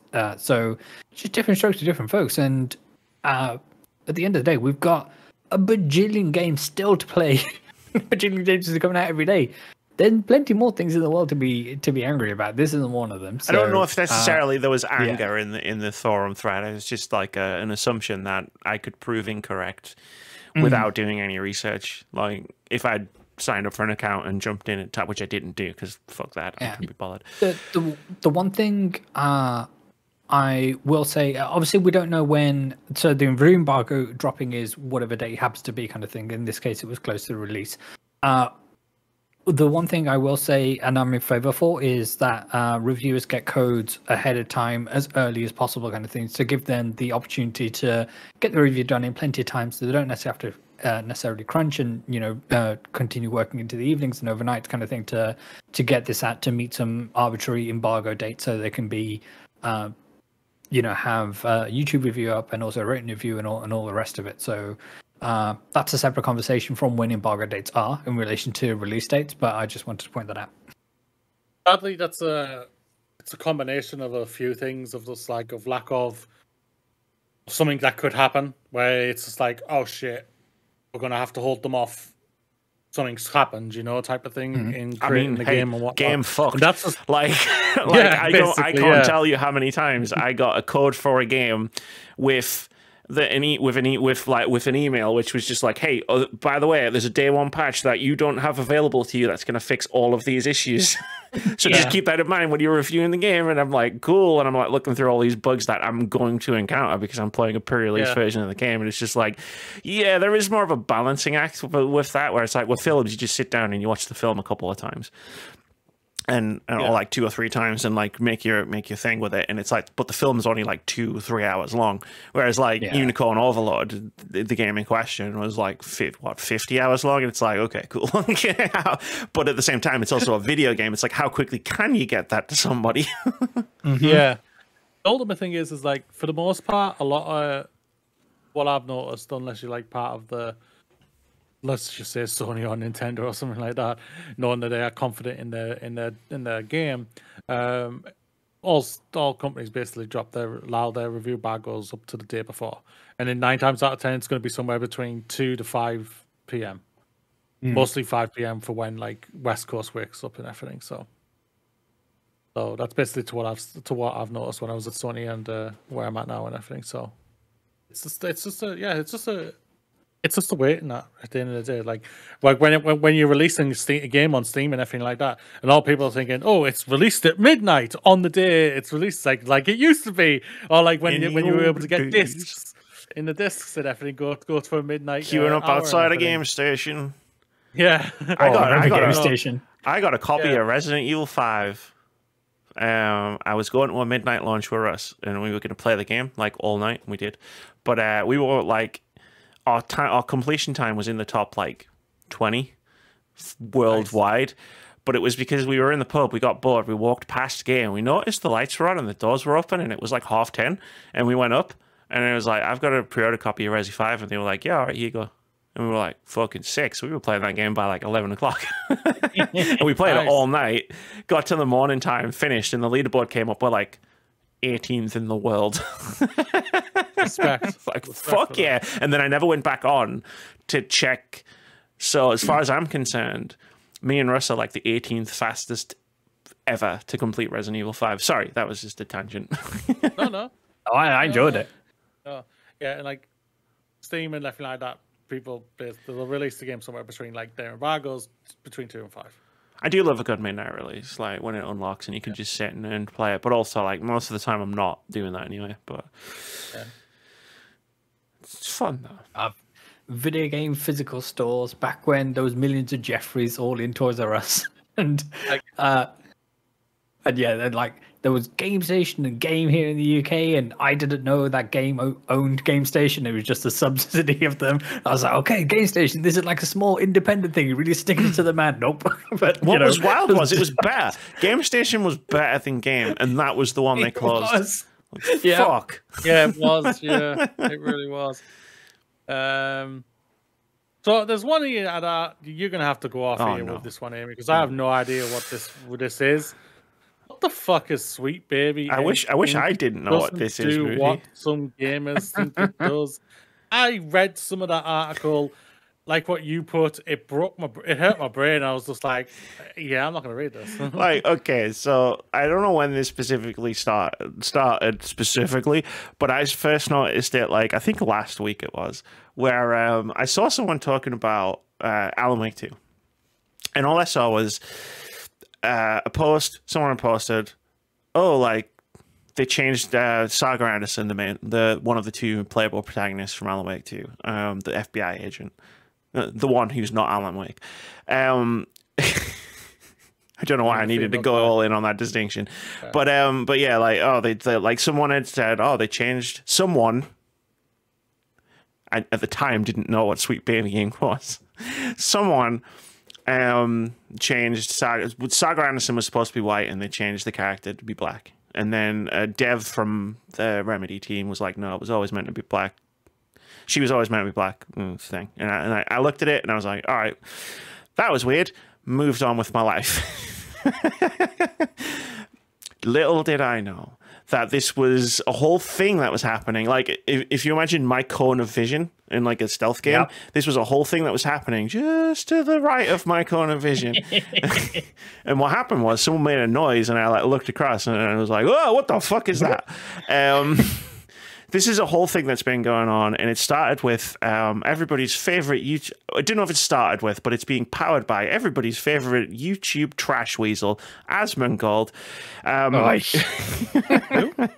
The beardy guy with the long hair. We talked about him in Discord. We've referenced him a couple of times. Yeah, he's a fucking pillock who lives in a heap of trash.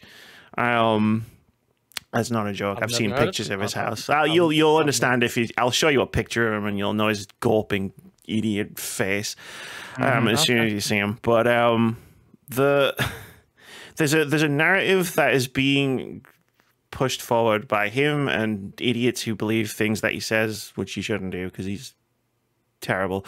That there's this consulting company called Sweet Baby Inc. And what they are is they're a narrative design company. They're a consultancy firm, and a lot of AAA games bring this firm in to help them with narrative design, so like writing and stuff like that. A pretty common thing that happens in video games. And what Asmongold and the chuds that follow him have managed to concoct this incredible conspiracy where they've noticed that Sweet Baby Inc. works on a lot of games that are woke.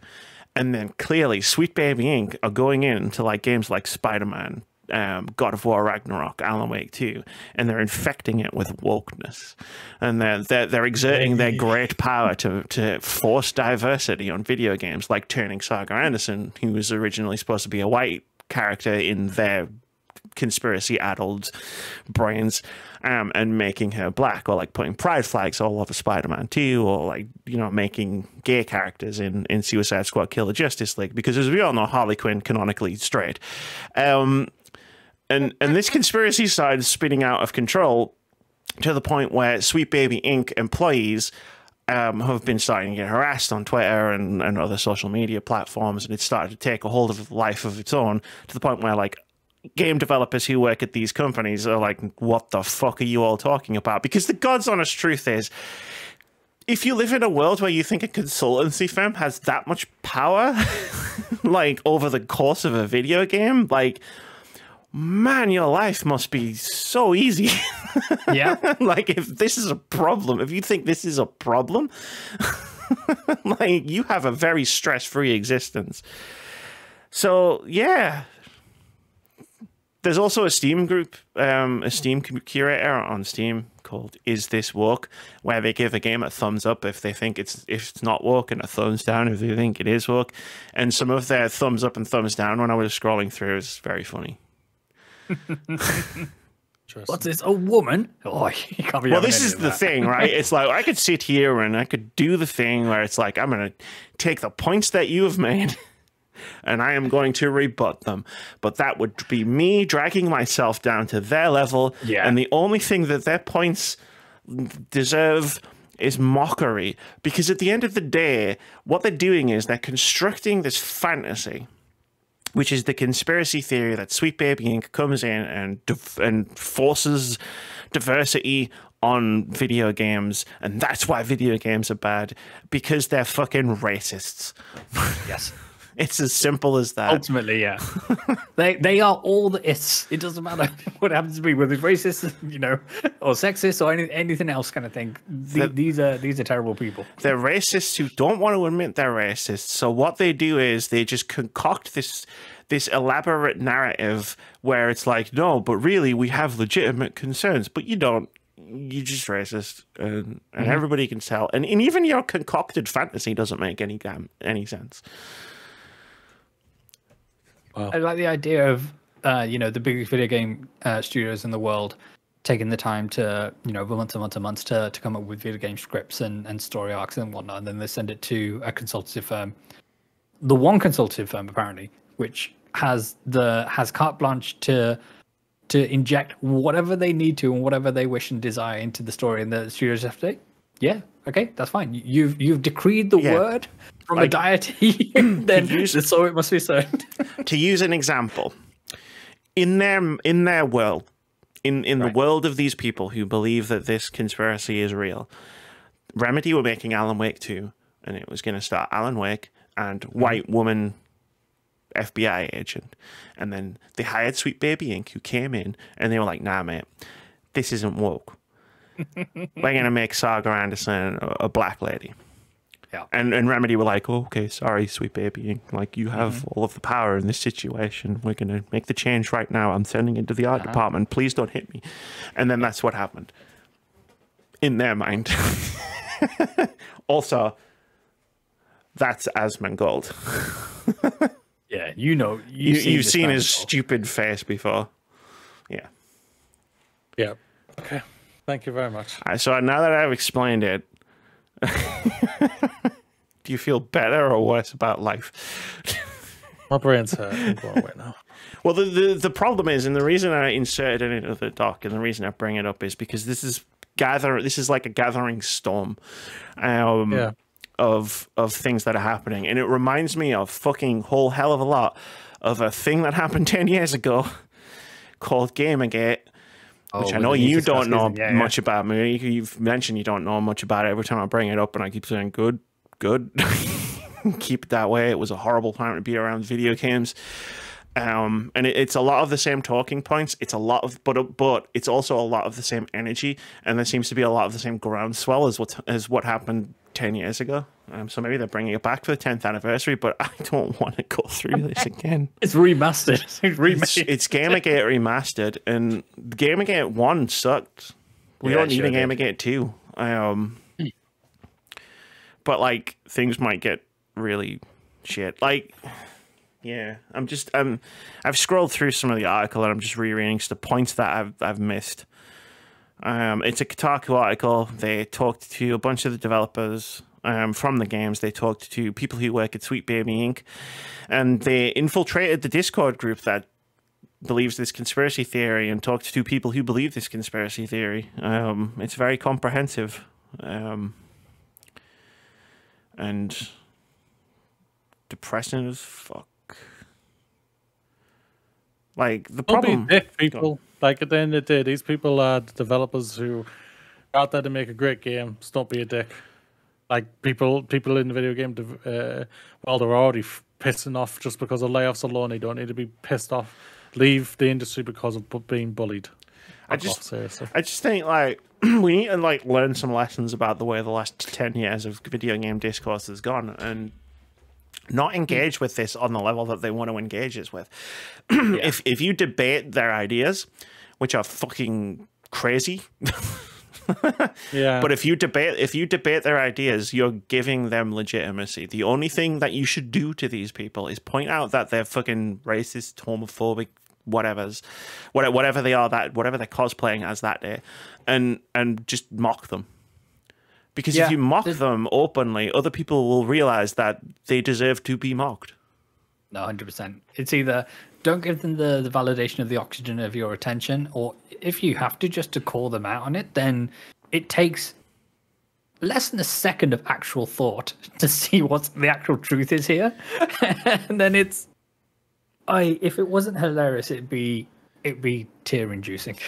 It's bad because of the harassment, and I do think we need to stand up to the harassment specifically, but not in a way where it, like, even semi-legitimizes the whole thing. Because, like, even in the article, the author of the article confronts one of the people that they've met in this Discord server with facts, and it doesn't change that person's perspective. They just incorporate those facts into their conspiracy and say, well, actually, this still proves that I'm right, even though it obviously doesn't prove that they're right, because this is it's their warped version of events. Like, anything you tell them will somehow validate their point of view. Yeah. So don't do it. Do what we do on this podcast when people scream about pronouns. Laugh at them. It's all they deserve. 100%. Oh, I just had a flashback to bald baby man screaming pronouns and us having a good great time about that. Yeah, I don't disagree with what you said though, so go for it. Yeah. Well, I wish I didn't ask you. I wish I didn't know enough to explain it. But no, Moody, stay a sweet summer child. Don't worry about it. We've got this. We know too much so that you can live in blissful ignorance or something. Okay, then don't put any of this shit in our podcast anymore. It's not going to remain blissful ignorance. No, but then I don't get a laugh at these people. There you go. They believe that a consulting firm changed it. Oh my god! It's how do people come to these beliefs? I don't get it. They watch this fucking guy who lives in a big pile of trash, like a raccoon, go, video games are too woke. And they all sit there and they look at this man who lives in a big pile of trash and go, yeah, that makes perfect sense. I don't understand it. It's not charming pile of trash either, like Oscar the Grouch. It's not one of those situations. This is just a man who lives in garbage. Yeah. He lives in by garbage. choice. By choice. And he says things, and people agree with him. And I don't understand how people can agree with him, because you can look at it, and if you apply 10 seconds of thought and 30 seconds of Bing, like, you can tell he's wrong. That's fair. You know what? Who isn't wrong? Director of Helldivers 2. The director of Helldivers 2 isn't wrong. The Directors of Helldivers 2 director. This is a Eurogamer headline. The Helldivers 2 director says there's no need to compare it with Halo. Just let gamers enjoy both. Now, I didn't know people started comparing Helldivers to Halo. But yeah, I'm going to just read some shit out of this article. I'm going to throw back to Classic Podcast. Helldivers 2 creative director is hit back with fans pitting the Helldivers franchise against Halo, saying, quote, "We need more compassion and union in the world and less rivalry," end quote. He also went on to say, quote, "Let gamers love and enjoy both, either or neither. Why compare? Sorry, why compare? Sorry, Xbox, but everybody knows it's the truth," somebody else said. I'm getting my quotes mixed up. Fitz, save me. My brain is all good. I've talked about Asmongold for too long. Help. Yeah, the general vibe is there's nothing. There's no such thing as competition. There's only collaboration, and I think that's the vibe that they're trying to put out. And it's one of these things where they're talking about need for compassion and union, and it's one of these where it's like people are coming out saying Halo got decimated by Helldivers and all the rest of it. It what doesn't Halo? bloody matter. There hasn't been a Halo game for 3 years. What Halo game to decimate? Sorry, I'm calm. I'm calm. You are indeed. Yeah, I mean, this goes on to a separate story that people are people on Steam making fake versions of Helldivers 2, which is a complete scam. Too, yeah. And yeah, for some reason people are buying them, but they have like 16 reviews on Steam, and it's like, okay, Helldivers 2, the actual version, has sold more than enough copies that more than 16 people are actually going to leave reviews. So be smart out there if you're using Steam to purchase your games. But good on I'm going to butcher the name, Pilstead. Johan, I want to say Pilstead. Yeah. Good on Johan. Yes. Good on you, Johan. But no, it's a great message. Like, at the end of the day, like, people can enjoy both. Crazy as that sounds. Like like there's that old thing when we were growing up. It's like you're either a Star Trek or a Star Wars. And I like both. Like I don't know. Like, yeah, I was both. Yeah. I didn't hate one over the other. It's the same with video games, man. And then we brought in Stargate. Yeah, well, that was my secret opinion. I was like, but Stargate secretly is the best one. But no, like, you can like Helldivers, you can like Halo, you can like both, you can like neither. Yeah, and whatever is fine. But because one's a PlayStation game and one's an Xbox game. Oh, green and blue have got to fight each other. Yeah. Green people, get over it. Your game's going everywhere now. Just get over it, okay? And blue people get over it. Shut up. Just get over yourselves. Yeah, just shut up. And red people, you keep being you. Yeah. You just stay in the corner out the way quiet. So, you keep being you. You keep playing that Zelda for 600 hours. Taking down emulators. Yeah, you just do you in 2.4 million. You keep waiting for that new console. You keep doing that. I've been told it's coming. Jeff Grubb said it is.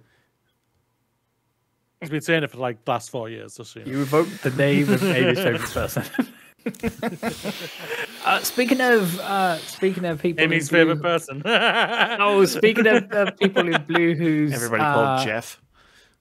And games going to other places. So Ghost of Tsushima is announced coming to PC on May 16. The reason I bring this up is that this kind of falls in line with an NVIDIA leak that was going around a couple of years ago at this point in terms of some PlayStation first-party titles which would eventually come to PC. And it just gives me a slight bit of hope that Gran Turismo will come to PC and that the modding community will actually fix the game when Polyphony Digital decide not to. That's all I want to say. Thank you for your time.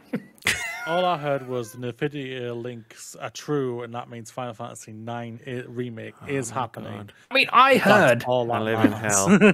I heard things, you know. Vitz's sources from NVIDIA. My uncle told me Make it stop. No, but yo, I've never played Ghost of Tsushima. I'm probably never going to get around to playing it or anything. It is I've heard so nothing but good. great things. Yeah, I've heard nothing but great things, which is great to hear. And yeah, this is great. Like more gamers get to play this game if you haven't played this yet. Oh, yeah. Congrats. I played. And I'm Get sure- on, get on it.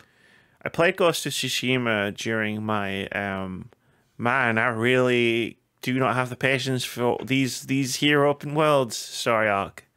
But it was fun. Like I liked. It was. I like the fact that like the story discourages you from doing the Assassin's Creed sneaky, stab. Ooh, I'm stealth because like you're a samurai and samurais have honor, and I love that because it meant I didn't have to engage with the goddamn stealth mechanics. And I just walked into bases. I looked at the biggest guy in the base and I went, "Yeah, come here a sec," and then I went, "Shah!" and then I killed him, and then I had a fight, and I was like, "Okay, this is pretty sick." Yes.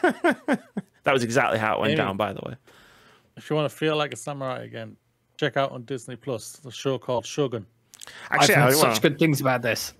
actually I want to play good. I Ghost of watched the first Tsushima again. episode and I was just like, that fucking man from Last Samurai from Tom Cruise's film has not aged one fucking bit, and yet he is damn awesome. But I'm starting to wonder about my didn't like open worlds and can't bother with them story arc.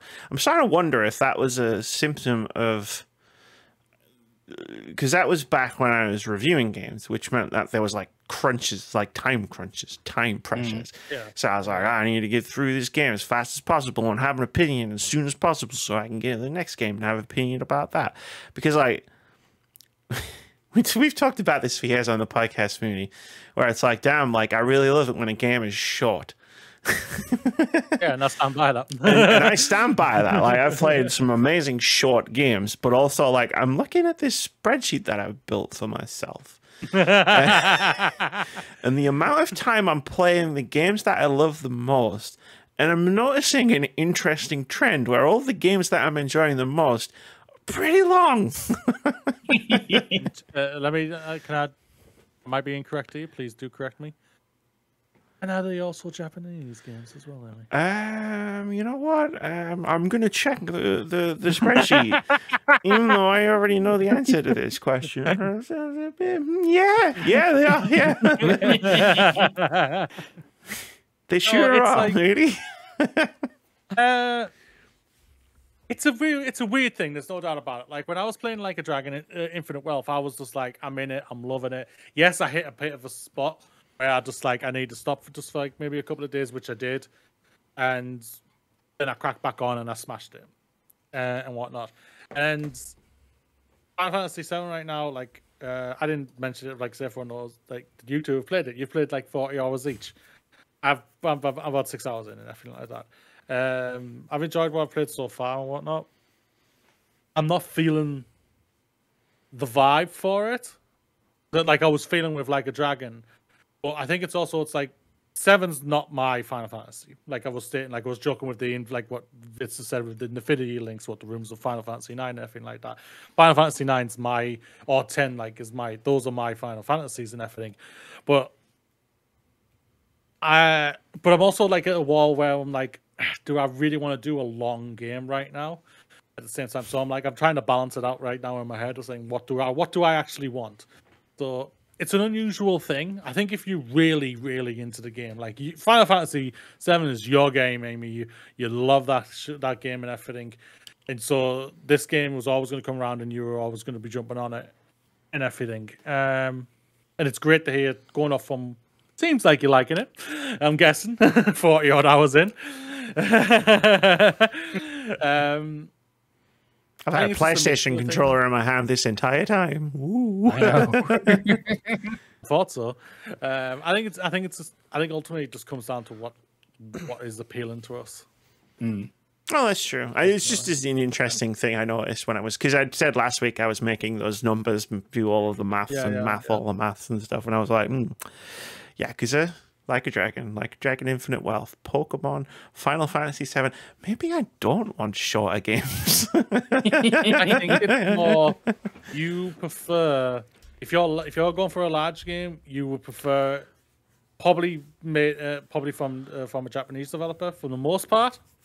Obviously, there's been exceptions. There's no doubt about that. But I think it's like but also we're so satirized from the Western development of like over big, massive games consistently all the fucking time from the big developers out there. EA's, the Ubisofts, heck, even Sony themselves, even though Sony, yes, is a Japanese developer and everything, Microsoft, and so on and so on. We are over exaggerated by massive games and everything. But then when those gems come into it, we're just like, maybe then you start questioning yourself, like you've just stated. You're like, maybe I don't. Maybe I am. Maybe I do like him and everything. But maybe I do like video games. Games, yeah. I think it's a mixture of just like what is tickling your fancy at the moment. I just wonder if I would have loved Ghost of Tsushima as much as Fitz obviously loves Ghost of Tsushima, if I had have not been trying to rush myself through the game. Because like I said, like instant improvement over the Assassin's Creed formula by the fact that I could just stab people in the front instead of in the back. So I do have a query for that. Sure. So Ghost of Tsushima, if my knowledge was, am I correctly, that was 2020. Yes, it came out. I want to say a month after Last of Us Part 2 came out. Yeah, 2 months for 2 months. I was like, weren't you, my memory obviously very foggy. It's a few years ago. You still probably reviewing then? I was still like reviewing. I did stop in 2020.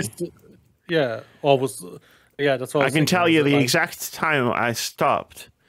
Because we know the story of why I stopped, because you shouted at me and I remember what game that was for, and I put the review out on the embargo day, which was the day before, so it was the 27th of August 2020 where I took a step back and went, maybe it's just stupid and I should stop doing it.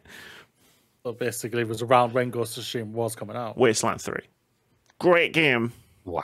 Nearly killed myself to fucking get a review out for it in time.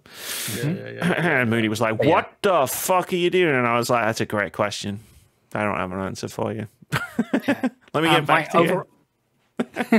My overriding takeaways of Ghost of Tsushima is this is possibly one of the most beautiful games you will ever experience, just in terms of the colors of the palettes they use and how the foliage is, and just the different vistas you see as you go across the island of Tsushima, and the story I really resonated with, Jin Sakai and everything, and the cohorts that they have were brilliantly done. And with it coming to PC, it only adds fuel to the fire that Ghost of Tsushima 2 will be announced sometime soon, I want to say, because in the same way that PlayStation tends to bring their first party title to PC to get people ready or get more people engaged with an IP when the second or third installment of a franchise comes out. Like The Last of Us. Yeah. No. Like Horizon. No, that didn't work. That one either. Didn't the Sony thing that happened a couple of weeks? I'm trying to remember the wording they said. Did they say that no sequel IP is coming within the next 18 months, or did they say I think no announcement is happening? Nothing from established IP. So no Last of Us, no Horizon, as released, Uncharted. Yeah. Okay. So I think there's no doubt about it. Ghost of Tsushima 2 is coming. There's no doubt about that. So hopefully, I think after the craziness with let's just be frank, failed attempt with live service games, I think they need a win, and they'd like Ghost of Tsushima. Let's get back on the hall. Here's a question: do you think So we're halfway through the PlayStation 5 life cycle, according to PlayStation themselves, and how many more big tentpole prestige single-player PlayStation games are they going to be on this console? Because with the development windows that they have, I don't think there's going to be a lot.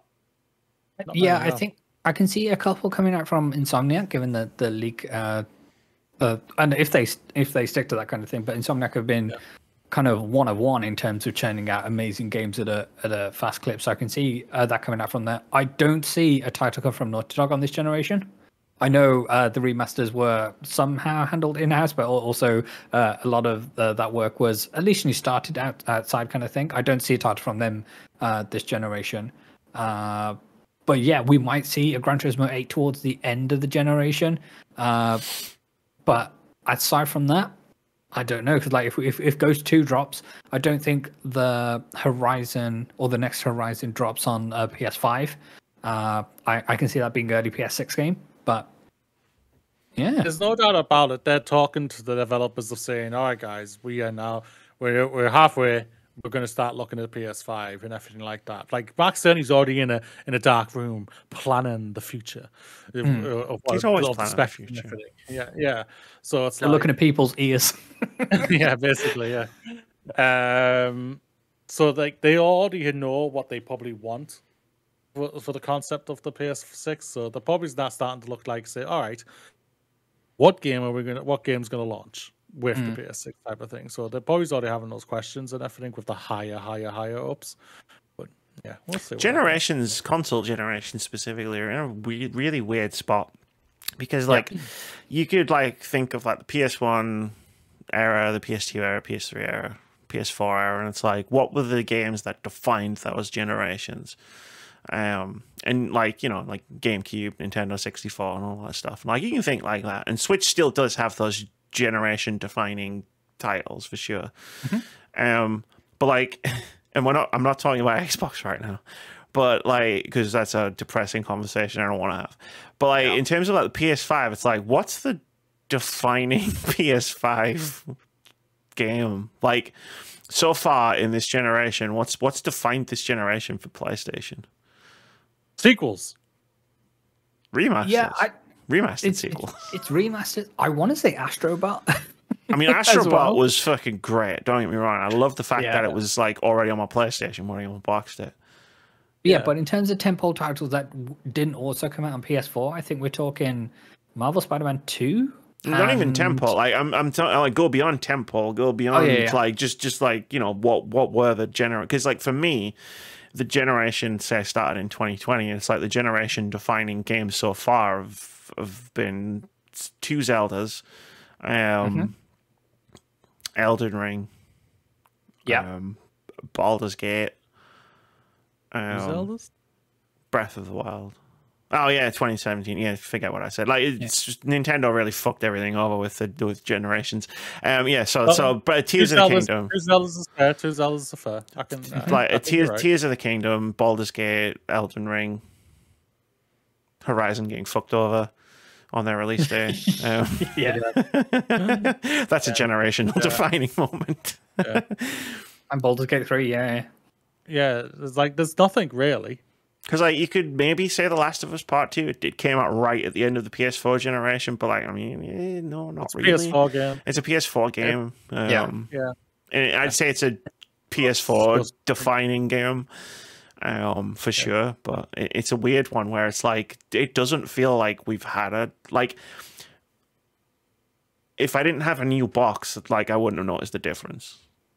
Yeah, there's no doubt. Like. But like, apart from with Astrobot, if it is correct, Astrobot. There's no doubt about it. I think when we were talking about it in 2020, Amy, and I agreed with you then and everything like, but they were going to go forward anyway. They should have delayed the generation till at least the next year and everything like that, because there was so many games getting delayed as well and whatnot. That's true. They've literally just caught basically video game industry's basically just caught up last year with all the games that were basically getting delayed and everything, because there was a knock-on effect that was delaying other games that they got to keep getting pushed because they had to keep on working on the other games and so on. So it's like they finally caught up, and now we don't know what the future is and whatnot, and we don't know what the defining games are out there. Really, not many. And judging by the last 18 months of layoffs, not great. But I guess it rolls into a sort of a further point, which is probably again like we've done a few of these where it's like it's probably a bigger discussion to have on another day. But like, what's the PS6 going to accomplish apart from being a new box? Like. What is it going to do in terms of like, hey, like, why do I need a PS6? Like, I barely feel like I need a PS5. Like, I think the only thing that will move the needle for a lot of people is having the quote unquote horsepower. So it takes a decision out of the hands of the user to say, okay, do I want to prioritize graphics or frame rate.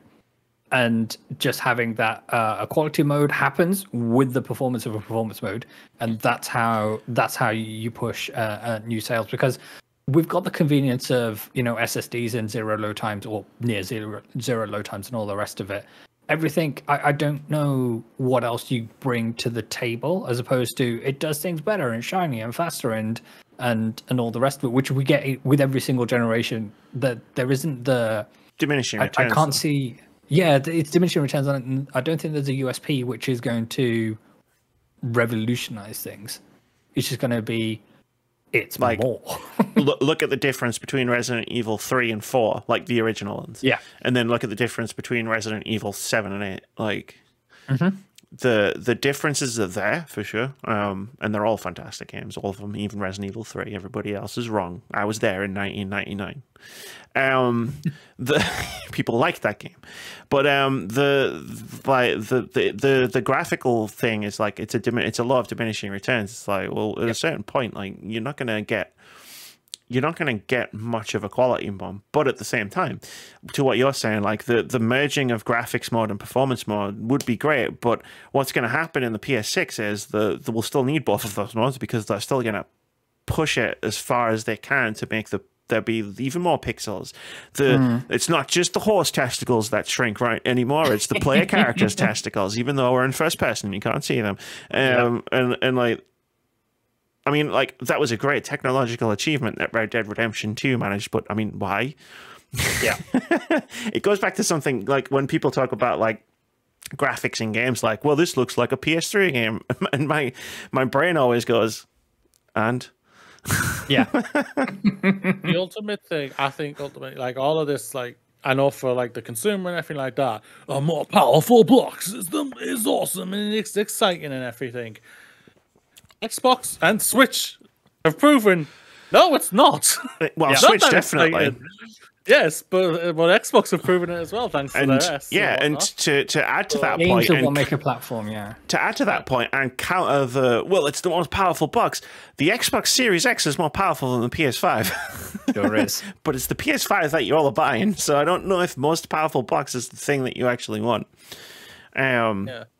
I don't know. It's just we're in a weird spot. I remember when everyone was yelling about teraflops. Yeah. It's for me, they need to not worry about the next console or anything like that, seeing how much teraflops you have or whatever.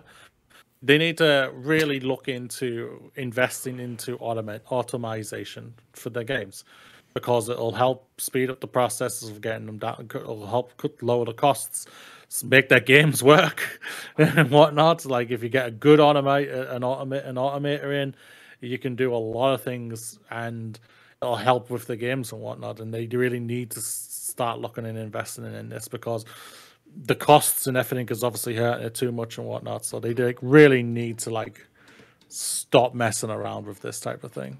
It's because like amount of times that I spoke last year. Sorry, Amy, apologies there.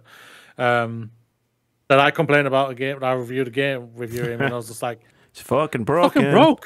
Yeah. Yeah. And it just sucked me out of the game and everything, and I'm just like, it's broke. I mean, yeah, I have a high tolerance for jank and bugs. Fallout New Vegas is one of my favorite games of all time, but even I got caught up in certain games where I was just like, man, this is fucking bullshit. Like the Star Wars game was a funny one where I sent you that video of that cutscene. It was just like, I mean, I think this is supposed to be a very, very pivotal moment in the story. But my cutscene, for lack of a better way of describing it, exploded. Basically, yeah, it did. But like, no, I think we've had this discussion before. It's like the focus needs to not be on technology. And it will be like, hey, how are we pushing the technological envelope? What the focus should be on is process. Yeah. Is process. It needs to be like, how do we get? It's okay. It takes 8 years to develop a video game. Let's say like a AAA video game. Even though I'm really starting to get sick of that label. Like it's quadruple A now, Amy. Get your facts right. Oh, sorry, Skull and Bones has entered the chat. like, okay, instead of being like, how do we push the technology so that Cloud has even more individual strands of hair on his face and there's even more testicles shrinking in the cold all over the game, it's like, let's get the process down so that we can refine the process of making video games so that 8-year development cycle becomes a 4-year development cycle. What if that was the focus for the next generation? And then all of a sudden, you're getting like the old days where we had an entire trilogy of Mass Effect games come out on one console. Yeah.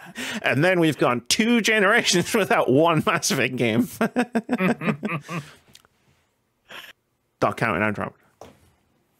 That was made by a different team. That was made by a different team's whole thing. Okay. They got Anthem instead. And we all saw how well that turned out for everybody. It's incredible.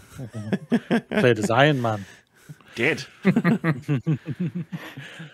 Game was the very definition of content. I want to see how this is just how that went off in multiple directions. There. It did, yeah, it did. Good job, Ghost of Tsushima. It's probably time to close this podcast. Let's go to the closer, yeah. I accidentally right-clicked something on my on the Google Docs. I was scrolling down and I just saw define fake, and I was like, huh? The fuck did I just click on there? Anyway, it's time for OpenCritic Head-to-Head. This is the game we play every week where we try to guess the OpenCritic average of upcoming games. Whoever gets as closest to the score at the time of recording gets a point. If you manage to guess the score correctly, you get 2 points. Moody's probably going to win, like whatever. It bodes well for me and Fitz because you can't. It's scientifically proven that you can't win this in Fantasy Critic. So hey. Yeah. But last week we tried to guess the OpenCritic average of 4 upcoming games. The first one was the game that I really want to play, but I mean, it's Final Fantasy time. Unicorn Overlord. Fitz, you guessed it, we're getting 87. Moody, you guessed it, we're getting 85. Amy, you guessed it, we're getting 88. And at the time of recording, Unicorn Overlord has an OpenCritic average of 87. Points on the board, baby! I think it's funny, it was at 88 when we started. Was it? Shit, didn't even know that. Yeah. And then it went. And then it went to 87. Who's responsible for this? let me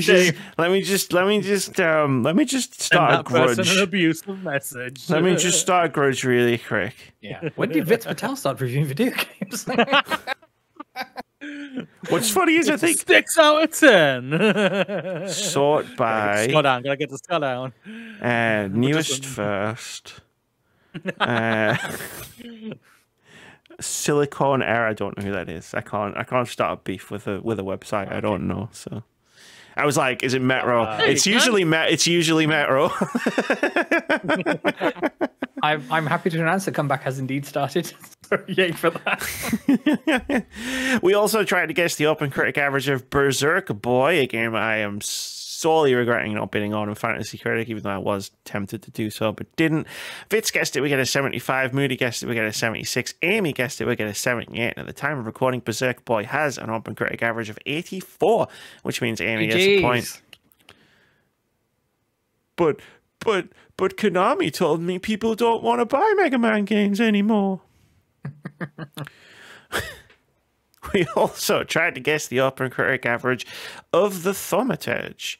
Fitz guessed it, we get an 80. Moody guessed it, we get an 83. Amy guessed it, we get a 74. Fitz really fucked himself over at the time by pointing out that I got this wrong. At the time of recording, the Thaumaturge has an OpenCritic average of 77, which means it's a draw between me and Fitz. Both draws this year so far have been triggered by me and Fitz. Team Same Brain. And lastly, we tried to guess the OpenCritic average of WWE 2K24. Fitz, you guessed it, we get an OpenCritic average of 75. Moody, you guessed it, we get an OpenCritic average of 80. Amy, you guessed it, we get an OpenCritic average of 66, because the only thing you knew about the WWE franchise was that one game that came out and all those funny videos popped up on YouTube. At the time of recording, WWE 2K24 has an OpenCritic average of 82, which means Moody gets a point. So the current scores stand: Amy 4, Moody 12, Fitz 2, with 2 draws. Do you think you'll play the new WWE now that it apparently works? No. Fair. I have no interest. this week, there's nothing coming out next week, but Alone in the Dark is a Tuesday release the week after. So just in case those reviews drop a little bit early, I thought we could do, and also it gives us something to do. We're going to guess the OpenCritic average of Alone in the Dark. Given that Vitz finally scored points when we swapped the order around, I'm going to keep the order the way it is. Because he didn't score all the points. Everybody scored points. Swapping me and Vitz around meant everybody got something. So, Alone in the Dark. I would like to guess it gets a... Let's see. A 79, please. 79. Yeah. Moody, Alone in the Dark, starring the man from Stranger Things. 83. Is it David Harbour or a different man? It's the detective. David Harbour, yeah. Okay. That's the guy. I'm going to guess it's going to get an OpenCritic average of 70. Wait, hold on. Amy's doing maths. 70. I'm just making sure that me and you can't draw. I like it when we draw, though. I don't mind it when we draw. But, you know, like, one of us has to score some points. One of us has got to catch Moody. We can't keep doing this. We can't keep letting him get away with this. Great stuff. Yeah. And I was going to do a fantasy critic check-in, but then we talked about, like, PlayStation generations and open world games for, like, 20 minutes longer than I thought we were going to do. and you know, a bit of Formula 1 in there as well. So we went through the gamut. Oh, no, it was fully, like, you picked Ghosts as the topic, and I was like, cool. It's like a 5-minute discussion, and then we'll roll into OpenCritic, and then we'll have plenty of time for a fantasy critic. And then we just went fucking off on one. For like 20 minutes, we'll celebrate your wins. All you need to know, people, for fantasy critic, is that your boy is winning in fantasy critic. Congratulations. I've got the most games released, and I'm in first place. Apart from Elfie, who keeps picking games that get minuses. Like one keeps going down and down and down. Right. Two scientific facts. You can't win OpenCritic Head-To-Head and Fantasy Critic at the same time. Yeah, that's true. Whoever gets the most highly reviewed game of the year finishes in the bottom half of the table. Yes. Them's the rules. Those are the two rules of Fantasy Critic that I know to be true. I did 2 years ago. Did you get the most highly reviewed game of the year? I think I did. It was The Last of Us, wasn't it? I also got the lowest reviewed that year as well. You did. You did. Yeah. It counted itself. Yeah, I know. If I hadn't have fucking thrown my last pick away, I might have won just because you picked such a badly reviewed game. Fuck Greg Miller, he picked it. Don't listen to anybody else. Listen to yourself. Listen to your heart. Yeah, listen to your heart. That's why heart. I've been picking See, the stuff I want to see. What I'm doing. That's what I've been doing this year. I'm just chilling in the back line, biding my time, getting ready, sniping Pokemon games off of Moody. That's not coming out now. That's not coming out because I keep listening to him and I keep regretting it. What did I just tell Moody? I need to take that advice for myself. Don't listen to other people. Don't listen to Moody. There you go. Problem solved. I'm going to win now because I'm not listening to Moody anymore. Problem solved. Problem solved. That's going to do it for episode 393 of the Words About Games podcast. I need to go and play Final Fantasy. I've been away from it for too long. I'm starting to get the shakes. We can't see. It's the withdrawal from Mako is what it is. Yeah, I've got Mako poisoning. Thanks for joining us, everybody. Mr. Moody, what do you got for us for our final closing statement?